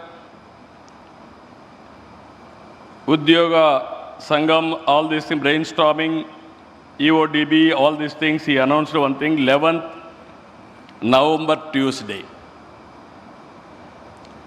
As on today in Andhra Pradesh, you don't have any problem with the land or ease of doing business. All clearances I am clearing real time. You don't have any problems also afterwards. No disturbance, I am assuring you. And at the same time, he announced to attract investment, one more decision. This is the next step. All reforms Government of India is doing, either labor reforms or administrative reforms or otherwise taxation reforms, everything they are bringing. We are ahead of them. We are also following central government. Around 25 policies as of today I have brought. Any leftover policies are there bring.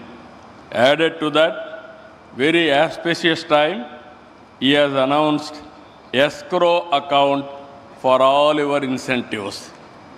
First state in India, I am announcing, very soon I am going to start escrow account. You need not go to any investor or you need not go to any government officer. Directly once you sign, I will give you escrow account. Then automatically on that day, you can get your money through bank. Even if necessary, I am going to implement sovereign guarantee also. This is the best way I can do it. Now all reforms we have brought, best incentives we are giving, best policies we are giving. Now escrow account also we are creating with sovereign power. Now it is with you to come and invest. For the last 18 months, we are able to attract $20 billion to create 20 lakh employment. Now I am expecting another 3 years' time, $500 billion, that is $500 billion, to create 50 lakh employment, 5 million employment. Now with all policies available, global leaders are here. As our Honorable Minister has rightly mentioned, you come and invest in Andhra Pradesh, in India. We are prepared to come and invest in your countries also. Now, no more, we are all regional leaders or local leaders. All industrial friends, I am requesting you, world has become a global village. Wherever you are, you can start a company, you can put an investment, and also you can monitor real time. All these things are happening. And also India is a democratic country, stable government, then your investment will be safe. This is where I am asking you, before leaving, have one MOU with us. After MOU, our people will be after you. You will not remind us. That is our credibility. That is our track record. My aim is very clear. I wanted to attract over a period of time, minimum 10 years, $1 trillion investment in Andhra Pradesh and also India, you can imagine. Ultimately, I wanted to create wealthy, healthy, happy society. For that, we need investors, we need investment, and also we have to cater our welfare programs and empowerment for the needy people. With this, I am thanking all of you. Today and tomorrow, we are here. We are going to do some more business. Not only business, it is exchange of ideas. It is networking, understanding each other, knowing what is happening globally. These are all important issues that I give more importance for this type of activities. Investment automatically will come. With this wonderful time, enjoy your stay and also memorable stay, and also every person has to take one takeaway from this place. That is where Visakhapatnam declaration, that is where Visakhapatnam will give you ideas. With this, I am thanking all of you. Thank you, one and all. Thank you, Honorable Chief Minister of Andhra Pradesh, Shri N. Chandrababu Naidu ji, for your extremely inspirational keynote address. Ladies and gentlemen, I would like to now invite His Excellency Shri S. Abdul Nazir, Honorable Governor of Andhra Pradesh, and I request him to kindly deliver his address.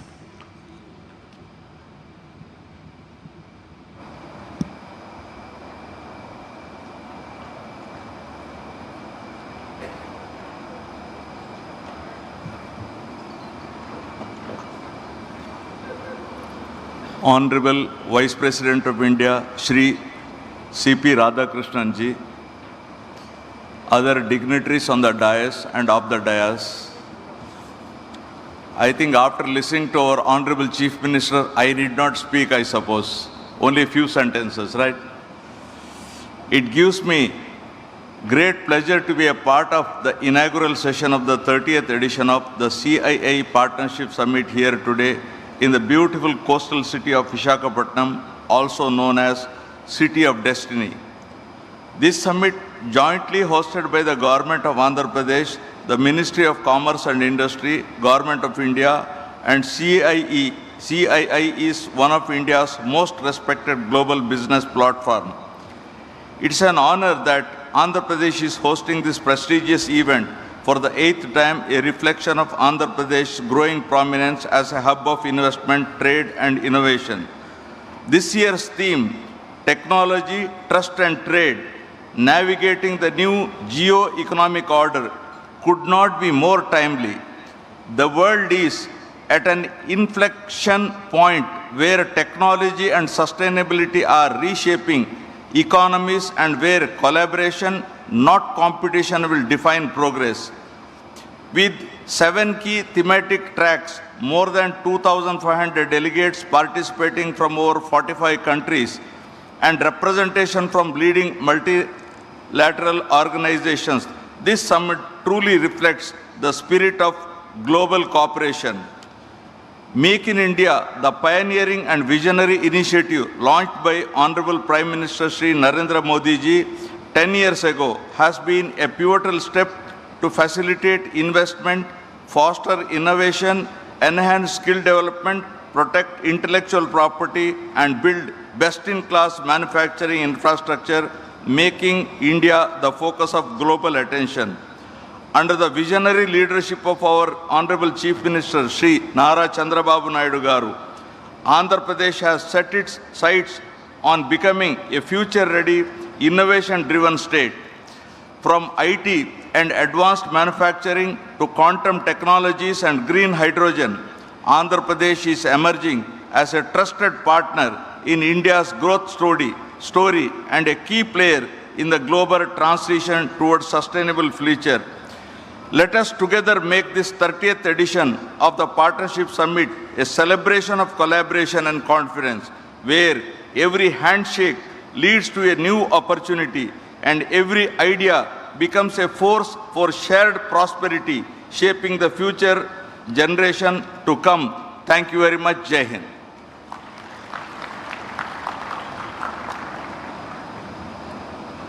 Thank you, sir. Ladies and gentlemen, I would now like to invite His Excellency, Honorable Vice President of India, Shri C.P. Radhakrishnan ji, and request him to kindly deliver his address.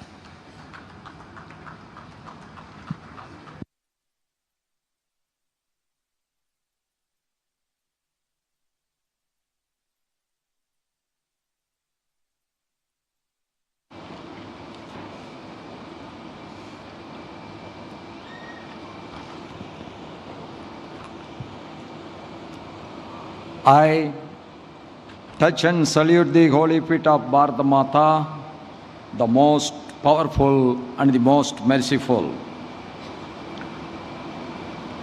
On this day,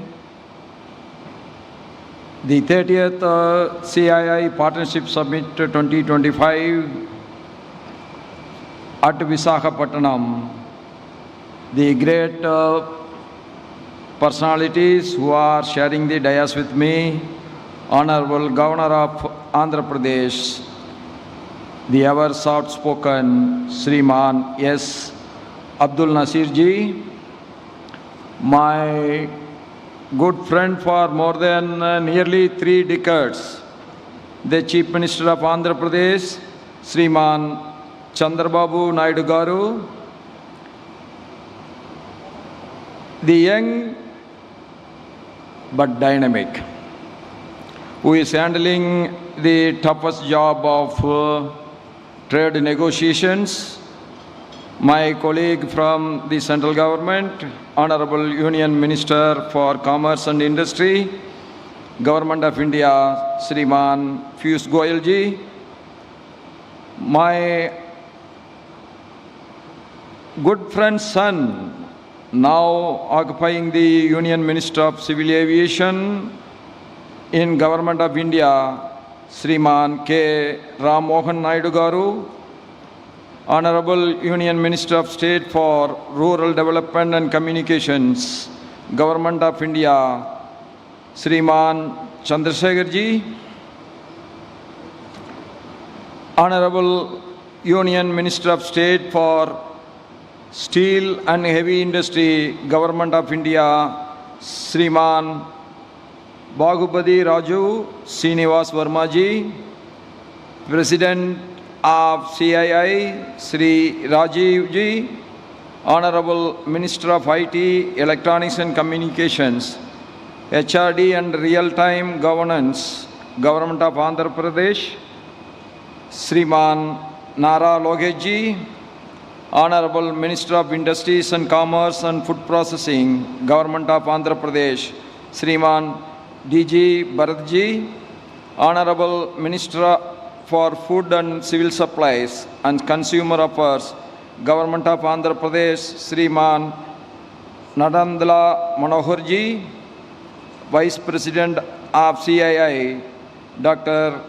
Suchitra K. Ella, Managing Director of Bajaj Finance Service, Sri Sanjeev Basaj Ji, the DG of CII, Sri Chandrajit Banerjee Ji, Chairperson of GMR Group, Sri GM Rao Garu, Managing Director Bharat Forge, Sri Amit Kalyani Ji, Managing Director of Adani Ports and Special Economic Zone Limited, Sri Karan Adani Ji, Managing Director of TVS Motors, Sriman Sudarshan Venu Ji, Chairman and Managing Director of Lulu Group of International, Sriman M.A. Yusuf Ali Ji, Secretary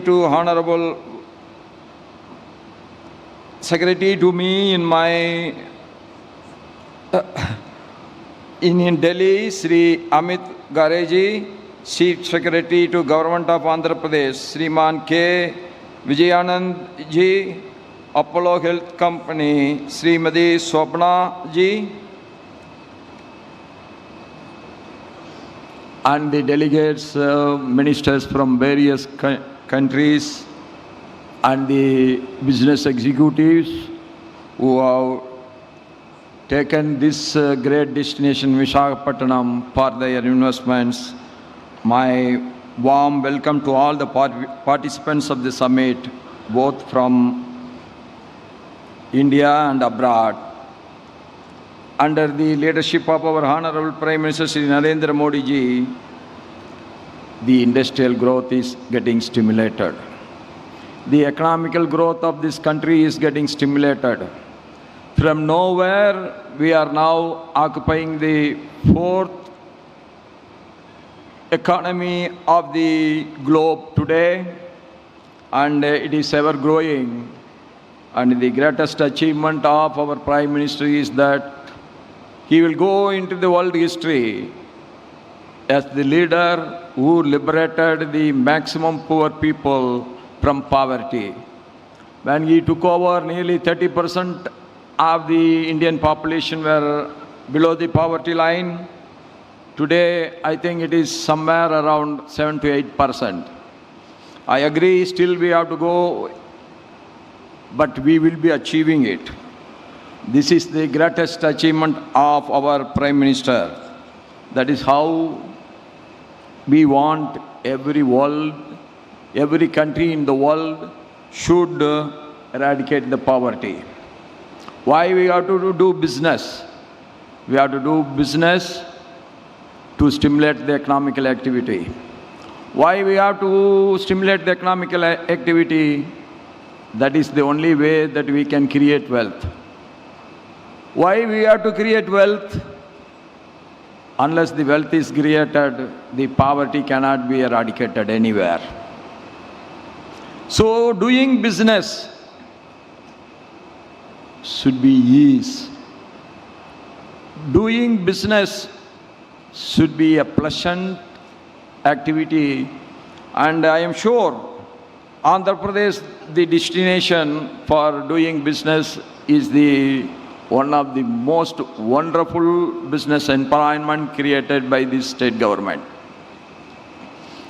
And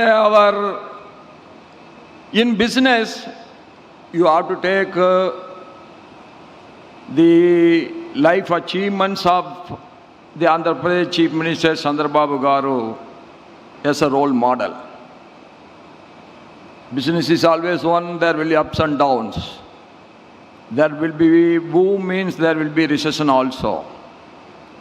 Chandrababu Garu started the United Andhra Pradesh. Today, our Hyderabad is one of the best centers of IT, and it is called as one of the best IT hub.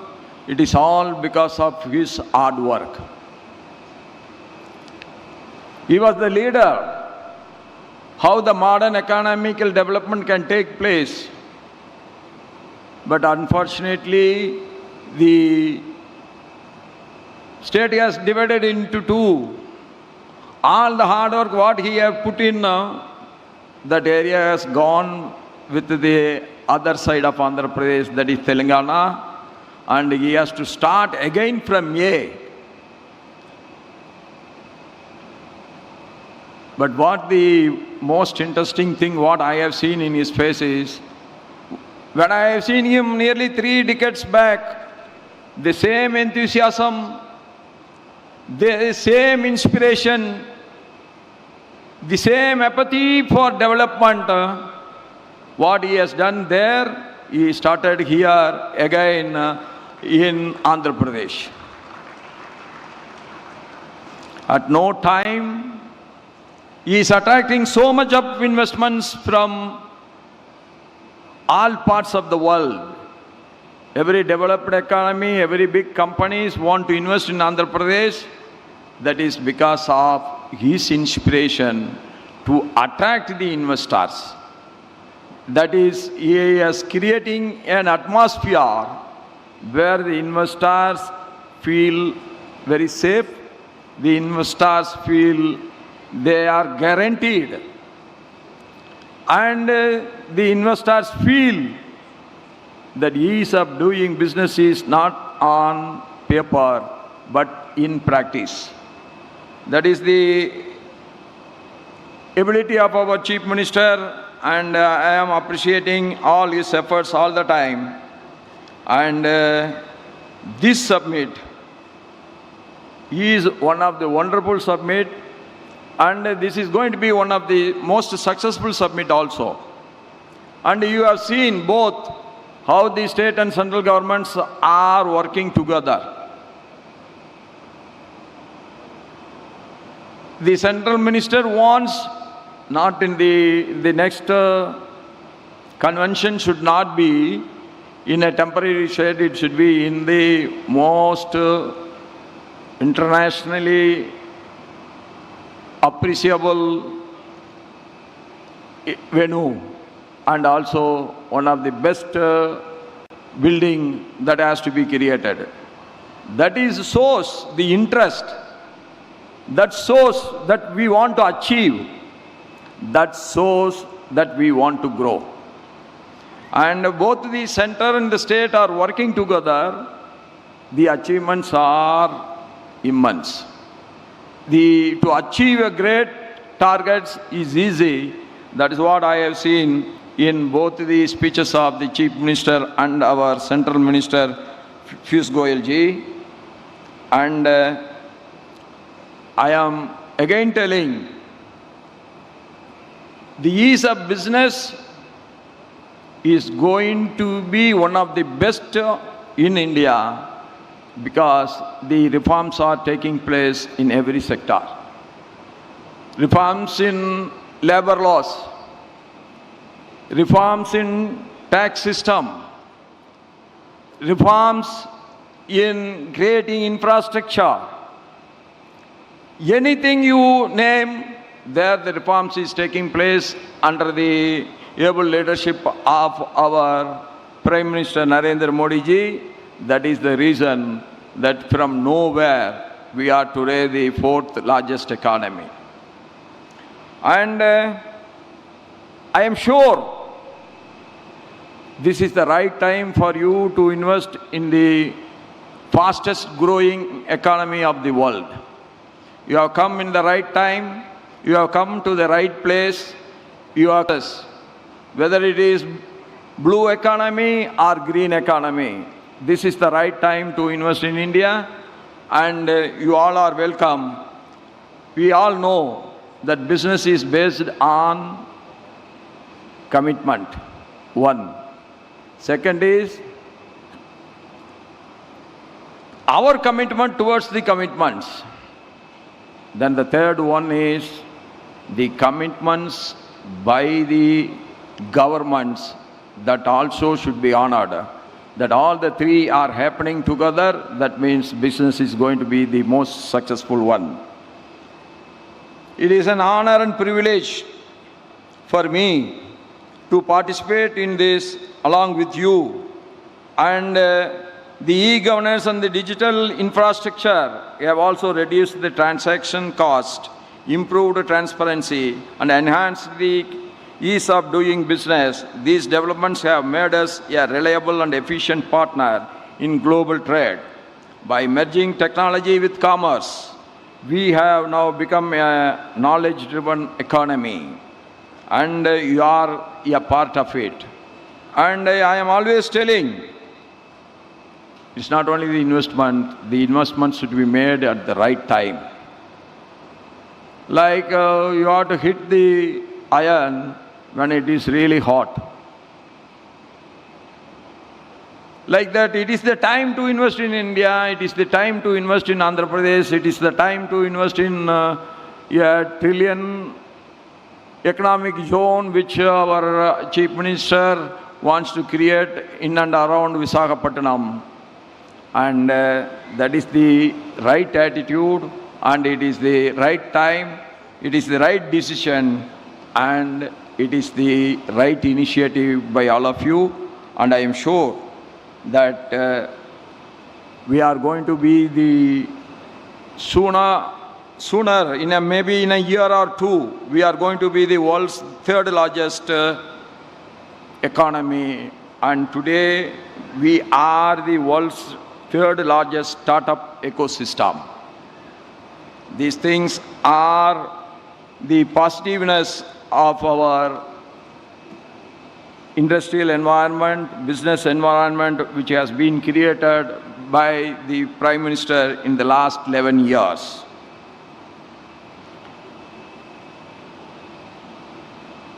Energy sector of our country, our goals offer new opportunities. At present, we have crossed the total installed electricity generation capacity of 500 gigawatts. Non-fossil fuel sources, including renewable energy, hydro, nuclear, account for over 51% of the total capacity. We can soon become a global hub for clean technology exports. We want to grow. At the same time, we have to protect the environment. Our commitment towards protecting the environment, we never go back from our commitments. Even the big economies also now want to go back from their commitment, but we never. India is one country which made a commitment, means that is a commitment for lifetime. It will never go back. India is always want to be very friendly with everyone. Recently, I have visited Seychelles. The total population is below 3 lakhs, whereas Indian population is 1.4 billion. But our Prime Minister asked me to visit Seychelles on the new Prime Minister taking the oath ceremony of Seychelles. That shows whether a country is big or small, India wants to treat every country equally. That is the greatness of India. We never want to dictate terms to anyone. That is the greatness of us. Like that, we never want to hear dictations from anyone. We want to complement each other. We want to grow together. That is the great policy of India. That is why India is growing today, but at the same time, India is friendly with everyone. Yes, that we all must grow together. That is the aim of us. If we all want to grow together, that means not at the cost of the other, but by taking the interest of each other together, we want to grow together. And I am sure all your initiative, all your interest, all your enthusiasm, what you are showing today, that is going to make this 1 trillion economic zone of Visakhapatnam is going to be the most successful one in the coming years. With this, I pray to God that all your good efforts, all your efforts in the future should be very, very successful. And I thank one and all, everyone, for this opportunity to share my views with you. Thank you. Nandri, Namaskaram.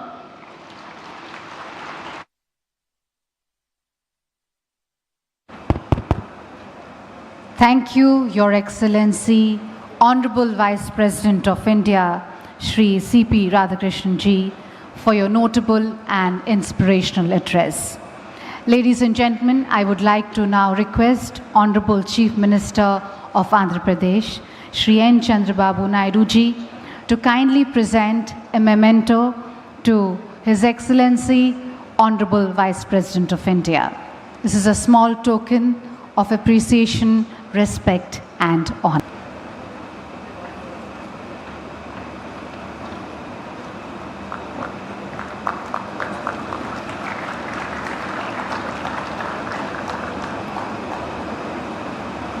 Thank you, Honorable CM. May I please request everyone to kindly rise for the national anthem.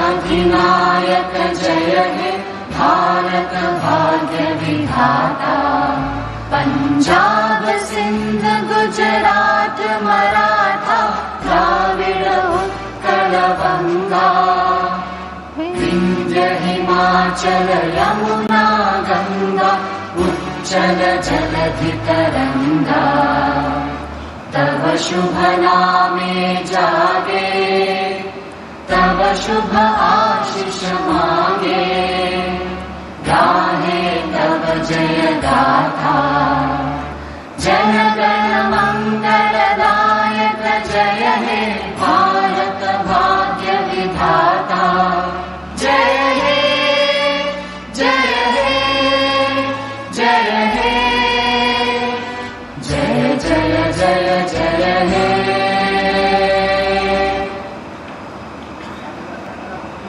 Thank you, ladies and gentlemen. With this, we conclude the inaugural session.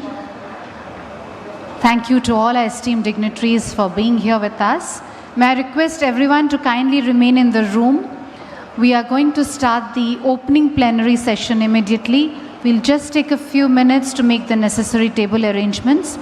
Requesting everyone, all our delegates, to kindly remain in their seats and remain in the room so that we can start the opening plenary session immediately.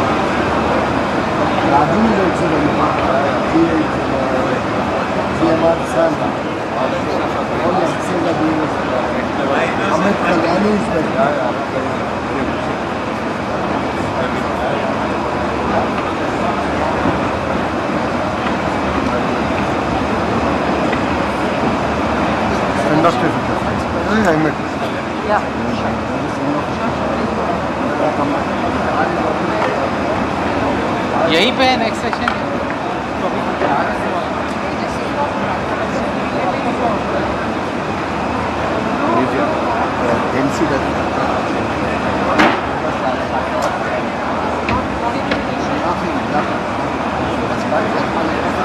Do you want me to?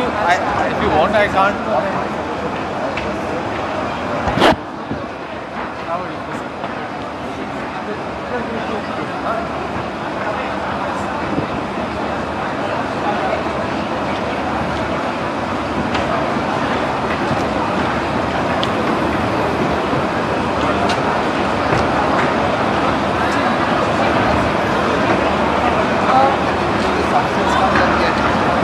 Yes. Neha.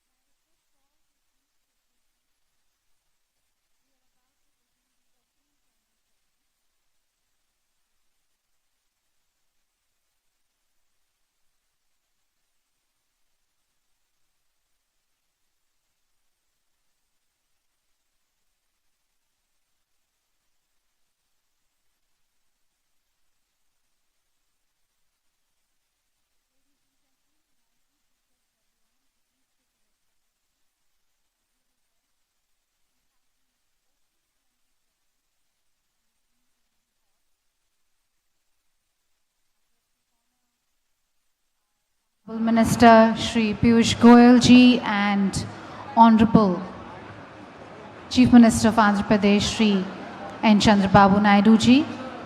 We'll have a host of excellencies who will be giving their perspectives, requesting all to kindly take the respective seats and join for this opening plenary session.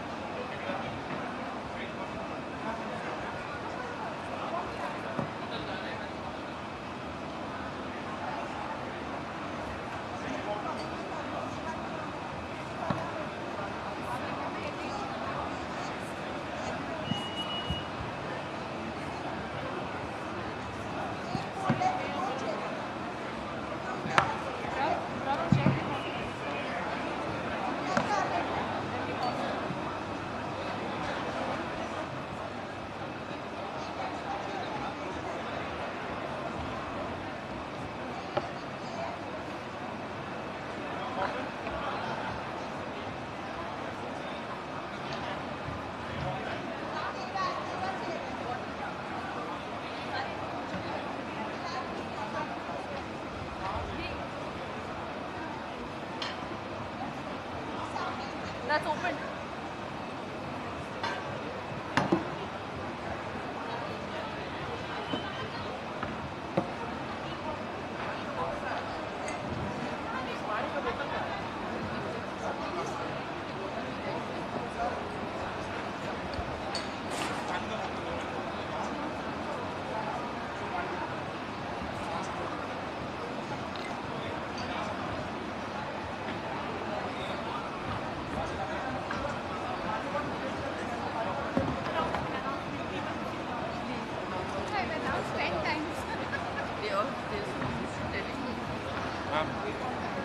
Firstly, this will come, then a theme will come.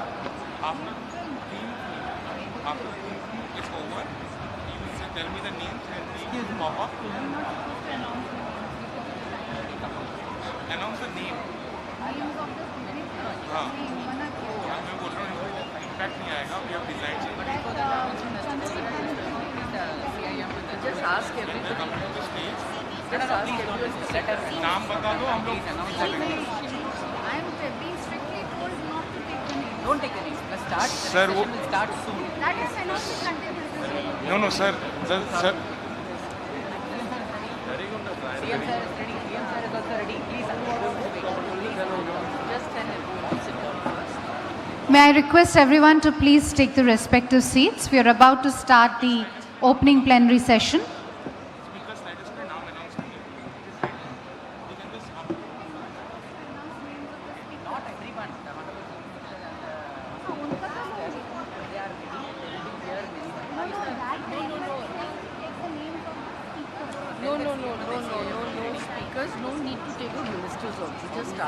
Please tell him. Just to start this, hand over to Chandrajit Banerjee. He's saying just tell her to call me. May I please request our delegates to kindly remain seated. We are about to start the opening plenary session. Requesting everyone to please take their seats.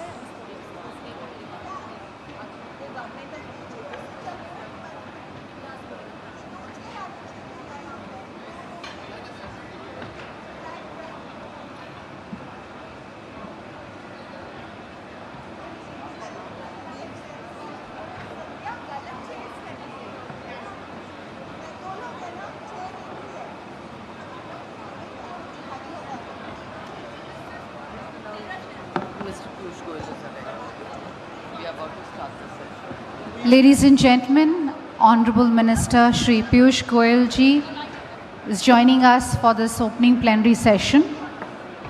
May I request everyone to please take the respective seats.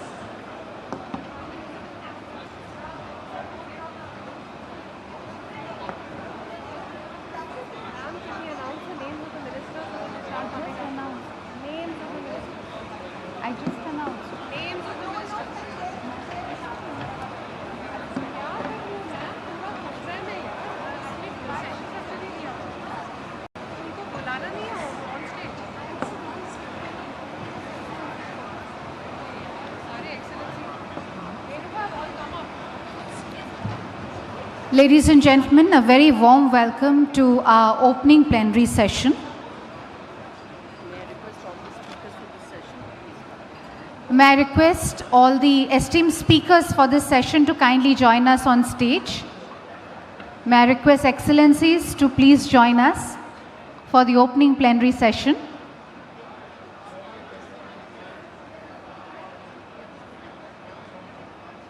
Requesting all our esteemed speakers for this session to please join on stage. Honorable Minister Shri Piyush Goyal ji is here for this opening plenary session. A very warm welcome to you, sir.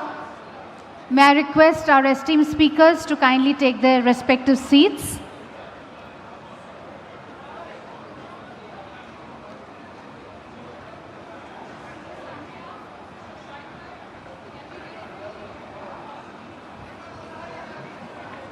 May I request our esteemed speakers to kindly take the respective seats.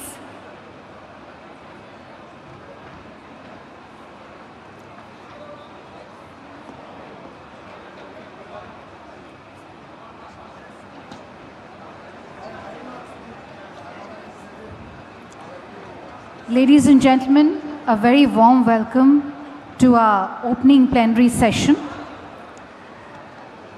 This session will set the tone of the summit and will also growth momentum and shaping its global leadership.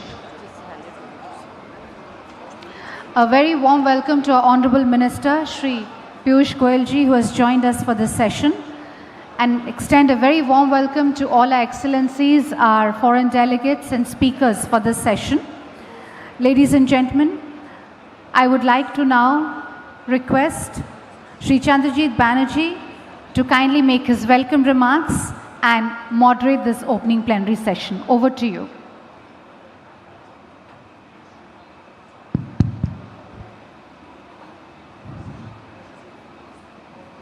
Honorable Commerce Minister of India, Honorable Ministers, Excellencies on the dais, we have a situation at hand in terms of an overrun of time, and therefore I'll just cut out on everything else, but to just welcome all our esteemed speakers on the dais for being here for this opening plenary focused on trade, led by the Commerce and Industry Minister of our country. And we will have short remarks and addresses by our esteemed guests from all across the world, our ministers, and then move over to our Commerce Minister to see how he puts it all together in terms of working together in a world which is full of turmoil and trouble. So I'll start with the Honorable Director General of the World Trade Organization, Dr. Ngozi, someone who has been with come to CII. Madam Director General. Madam Director General, we start with you as our opening speaker.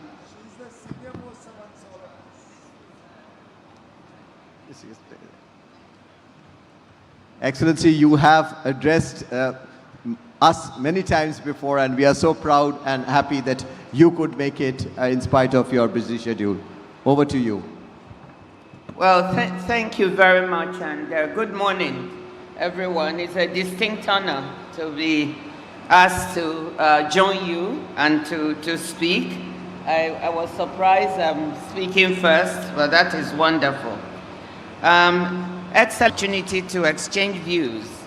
So let me start by thanking His Excellency, Honorable Minister Piyush Goyal and his team in the Commerce Ministry, as well as His Excellency Chandrajit Banerjee and his team at the Confederation of Indian Industry for making this possible.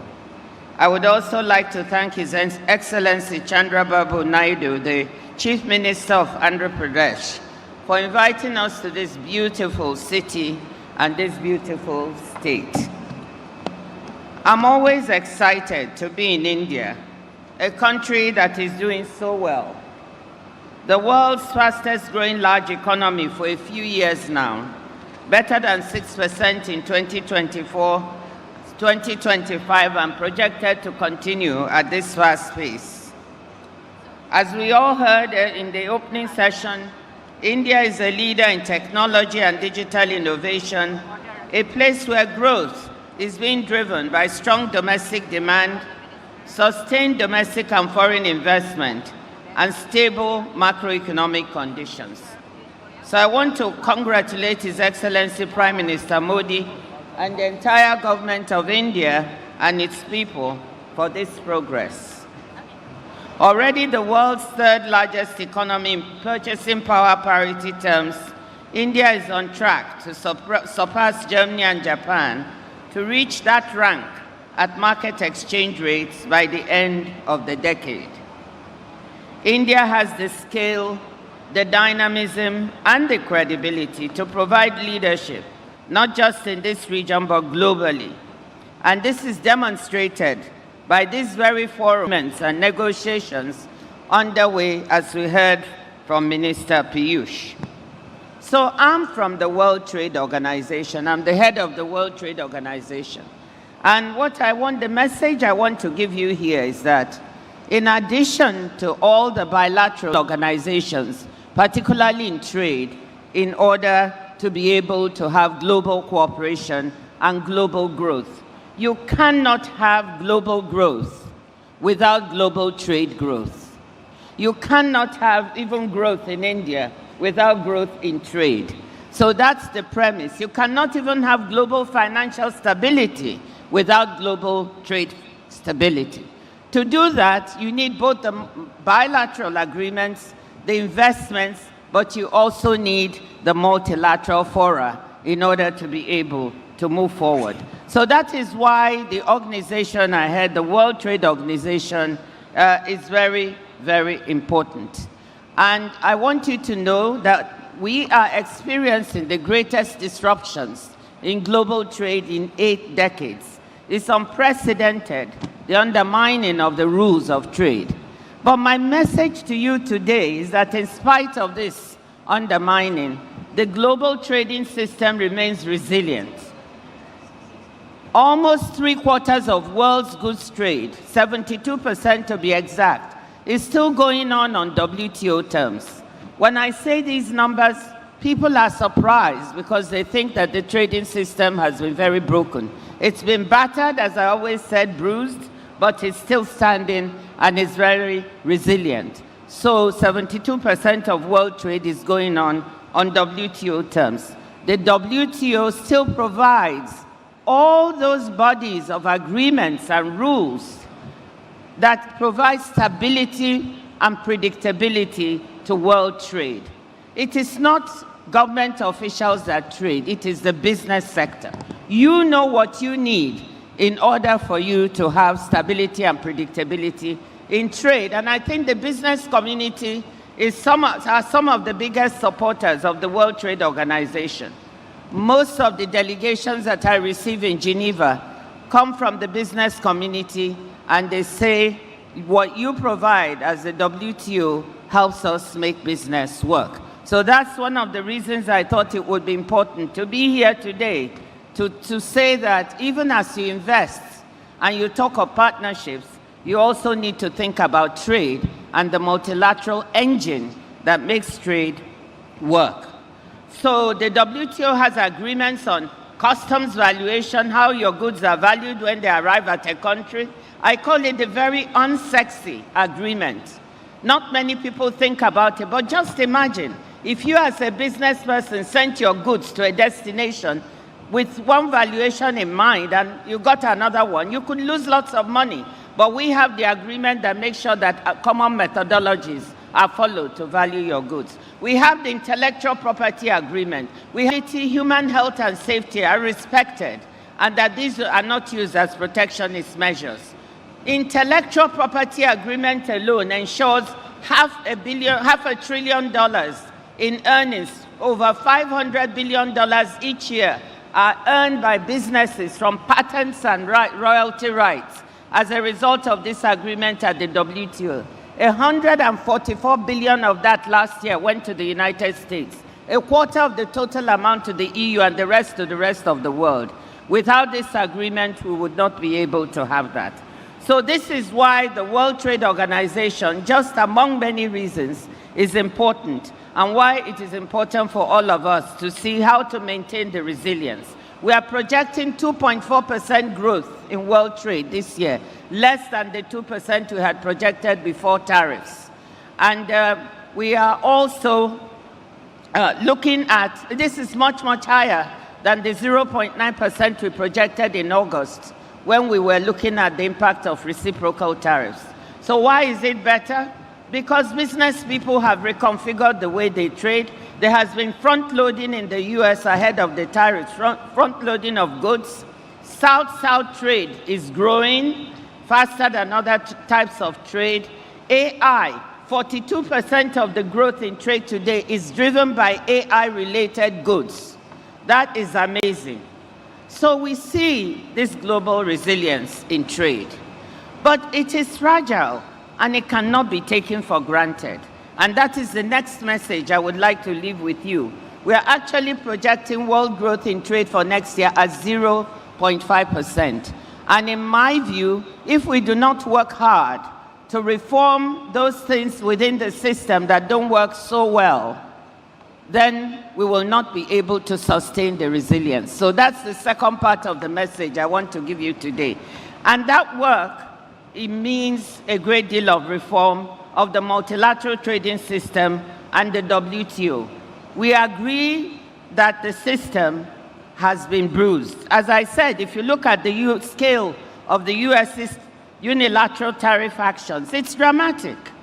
The average trade-weighted tariff of the US has increased from about 2.5% at the beginning of this year to about 17% at this very month that we're talking. So the scale and rise of impediments to the system are there. But whether we agree with the US's unilateral actions or not, we must listen to what they say about the criticisms. And as I often say, I agree with a lot of the criticisms that the US has made about the way the multilateral trading system has functioned and the WTO. Whether they are talking about the rise of non-tariff and tariff barriers over time, the lack of transparency in the system, unfair trading practices, level playing field issues, and so forth, I think we need to pay attention to these complaints, because if we do not, we will miss the opportunity to take care of them. But they are not the only ones that have complaints about the multilateral trading system. India and many developing countries have also voiced complaints and concerns about lack of action and existing ministerial mandates. This is a particular one for India, like the public stock holding, or the lack of better integration of developing countries into the multilateral trading system, the lack of policy space for industrialization for many developing countries. These complaints are genuine. We know that the trading system has not worked as well as it should have for many developing countries. We know that the Doha round was not completed, leading to frustrations and lack of trust on the part of many developing countries that are still felt acutely today.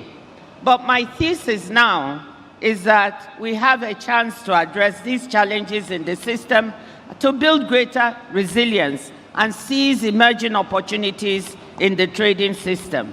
Repeating past grievances and not moving forward on finding solutions is not the way to build a globally responsive trading system. Instead, if we do not act, the very sources of strength we have might become sources of frustration. The consensus decision-making system we have at the World Trade Organization may become a source of frustration instead of legitimacy. A system, the fact that members are seeking to build coalitions to look at new trading opportunities within the global cooperation, and they are not able to do so, may become a source of frustration. So my charge to all of us is that, yes, we need to look at what are the things that do not work within this system and how can we repair it. And there, India can be a leader. India should be a leader in the reform process. at the WTO. India should be a leader, making sure that we do not stay in a system that becomes more power-based instead of rules-based. We must do the work that is necessary to give reform a chance. We must correct old wrongs and seize opportunities that are emerging. And what are these opportunities? We can see supply chains reconfiguring. India is a beneficiary of this reconfiguration of supply chains. We can see green trade emerging. We heard Andhra Pradesh is going to be a green hydrogen valley. We know digitally delivered services trade is growing at a very fast pace, 6 to 8%, and it's almost worth $5 trillion. And India has the unique opportunity to do well, is doing well in digitally delivered trade. So we see South-South trade growing. Again, India has big opportunities here. So I'm here to give the message that, look, we have the opportunity to reform, to seize these emerging opportunities in the trading world. India should be a big part of this reform. It should allow us to move the system so it can have more flexibility to allow even smaller developing countries to benefit. So what am I saying? I'm here really asking that we all work together to improve and strengthen the global trading system that has largely delivered for the world. It can still deliver more for us. It should deliver more for developing countries, and we have the ingredients to make it do so. Let us work together, join hands, seize the opportunities, and move the global trading system and the WTO forward. Thank you.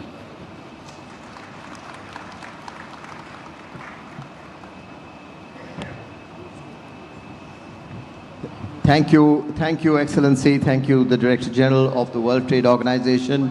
Excellencies, ladies and gentlemen, we'll go on in an alphabetical order of the ministers of the countries present. So therefore, I'll go to the Minister of Commerce and Industry of the Republic of Angola, His Excellency Oliveira.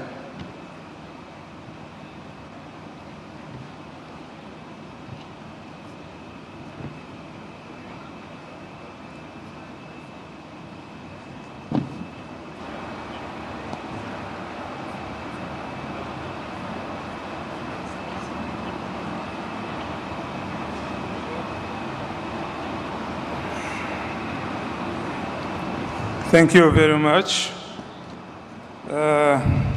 First of all, I would like to thank for the Indian authorities for this invitation to participate in this session. Excellencies and esteemed colleagues, distinguished leaders of Indian industry, it's an immense privilege to stand before you today in Visakhapatnam, this dynamic seat of industry and aspiration, for the open session of the third CII Partnership Summit. I convey the warmest greetings for His Excellency, the President João Manuel Gonçalves Lourenço, and the people of Angola. My presence here as Minister of Industry and Commerce and in our nation capacity as the current chair of the African Union underscores the deep strategic priority we place on our partnership with India. The theme of this summit, Technology, Trust and Trade, Navigating the New Geoeconomic Order, is not just a title. It is a critical mandate. We are living in a period of geopolitical fracture and economic volatility. For the nations of the Global South, this reordering demands that we move beyond historical limitations and forge a new, resilient, multipolar economic architecture. Our relationship with India is built on decades of mutual respect, but it is currently undergoing a profound and necessary transition. Historically, India has been absolutely essential partner, has reached an estimated $5.3 billion recently. But that reliance, with nearly 90% of our exports being crude oil, represents a structural vulnerability. Our government, under President Lourenço, therefore, embarked on an ambitious mandate of economic diversification and modernization. This strategic pivot was unequivocally cemented by the landmark state visit by the President of India, Draupadi Murmu, to Luanda just recently. This diplomatic intensity proves that India has become our preferred partner in the modernization journey, a relationship built on a mutual trust, respect for national agency, and non-conditional engagement. To succeed in this new geoeconomic order, we must leapfrog traditional development challenges through technology. Angolans ready to embrace India's expertise in two transformative areas. First, digital sovereignty, effective governance, an inclusive business environment, and accelerate diversification, all hinging upon robust digital public infrastructure. We are currently ranked 160th globally in eco-governance and development, and this must change. India's DPI model, the India Stack, is a proven, scalable digital public good. We are actively cooperating to implement this DPI model, business, enabling digital IDs, e-payments, and e-governance for our citizens and business, even in a peri-urban and rural areas. This is a direct intervention to streamline our business environment, ensuring that Indian investors find a growth-friendly and efficient regulatory home. Second, physical connectivity. Then we have talked about Lobito Corridor. Global resilience is now defined by the security of supply chains.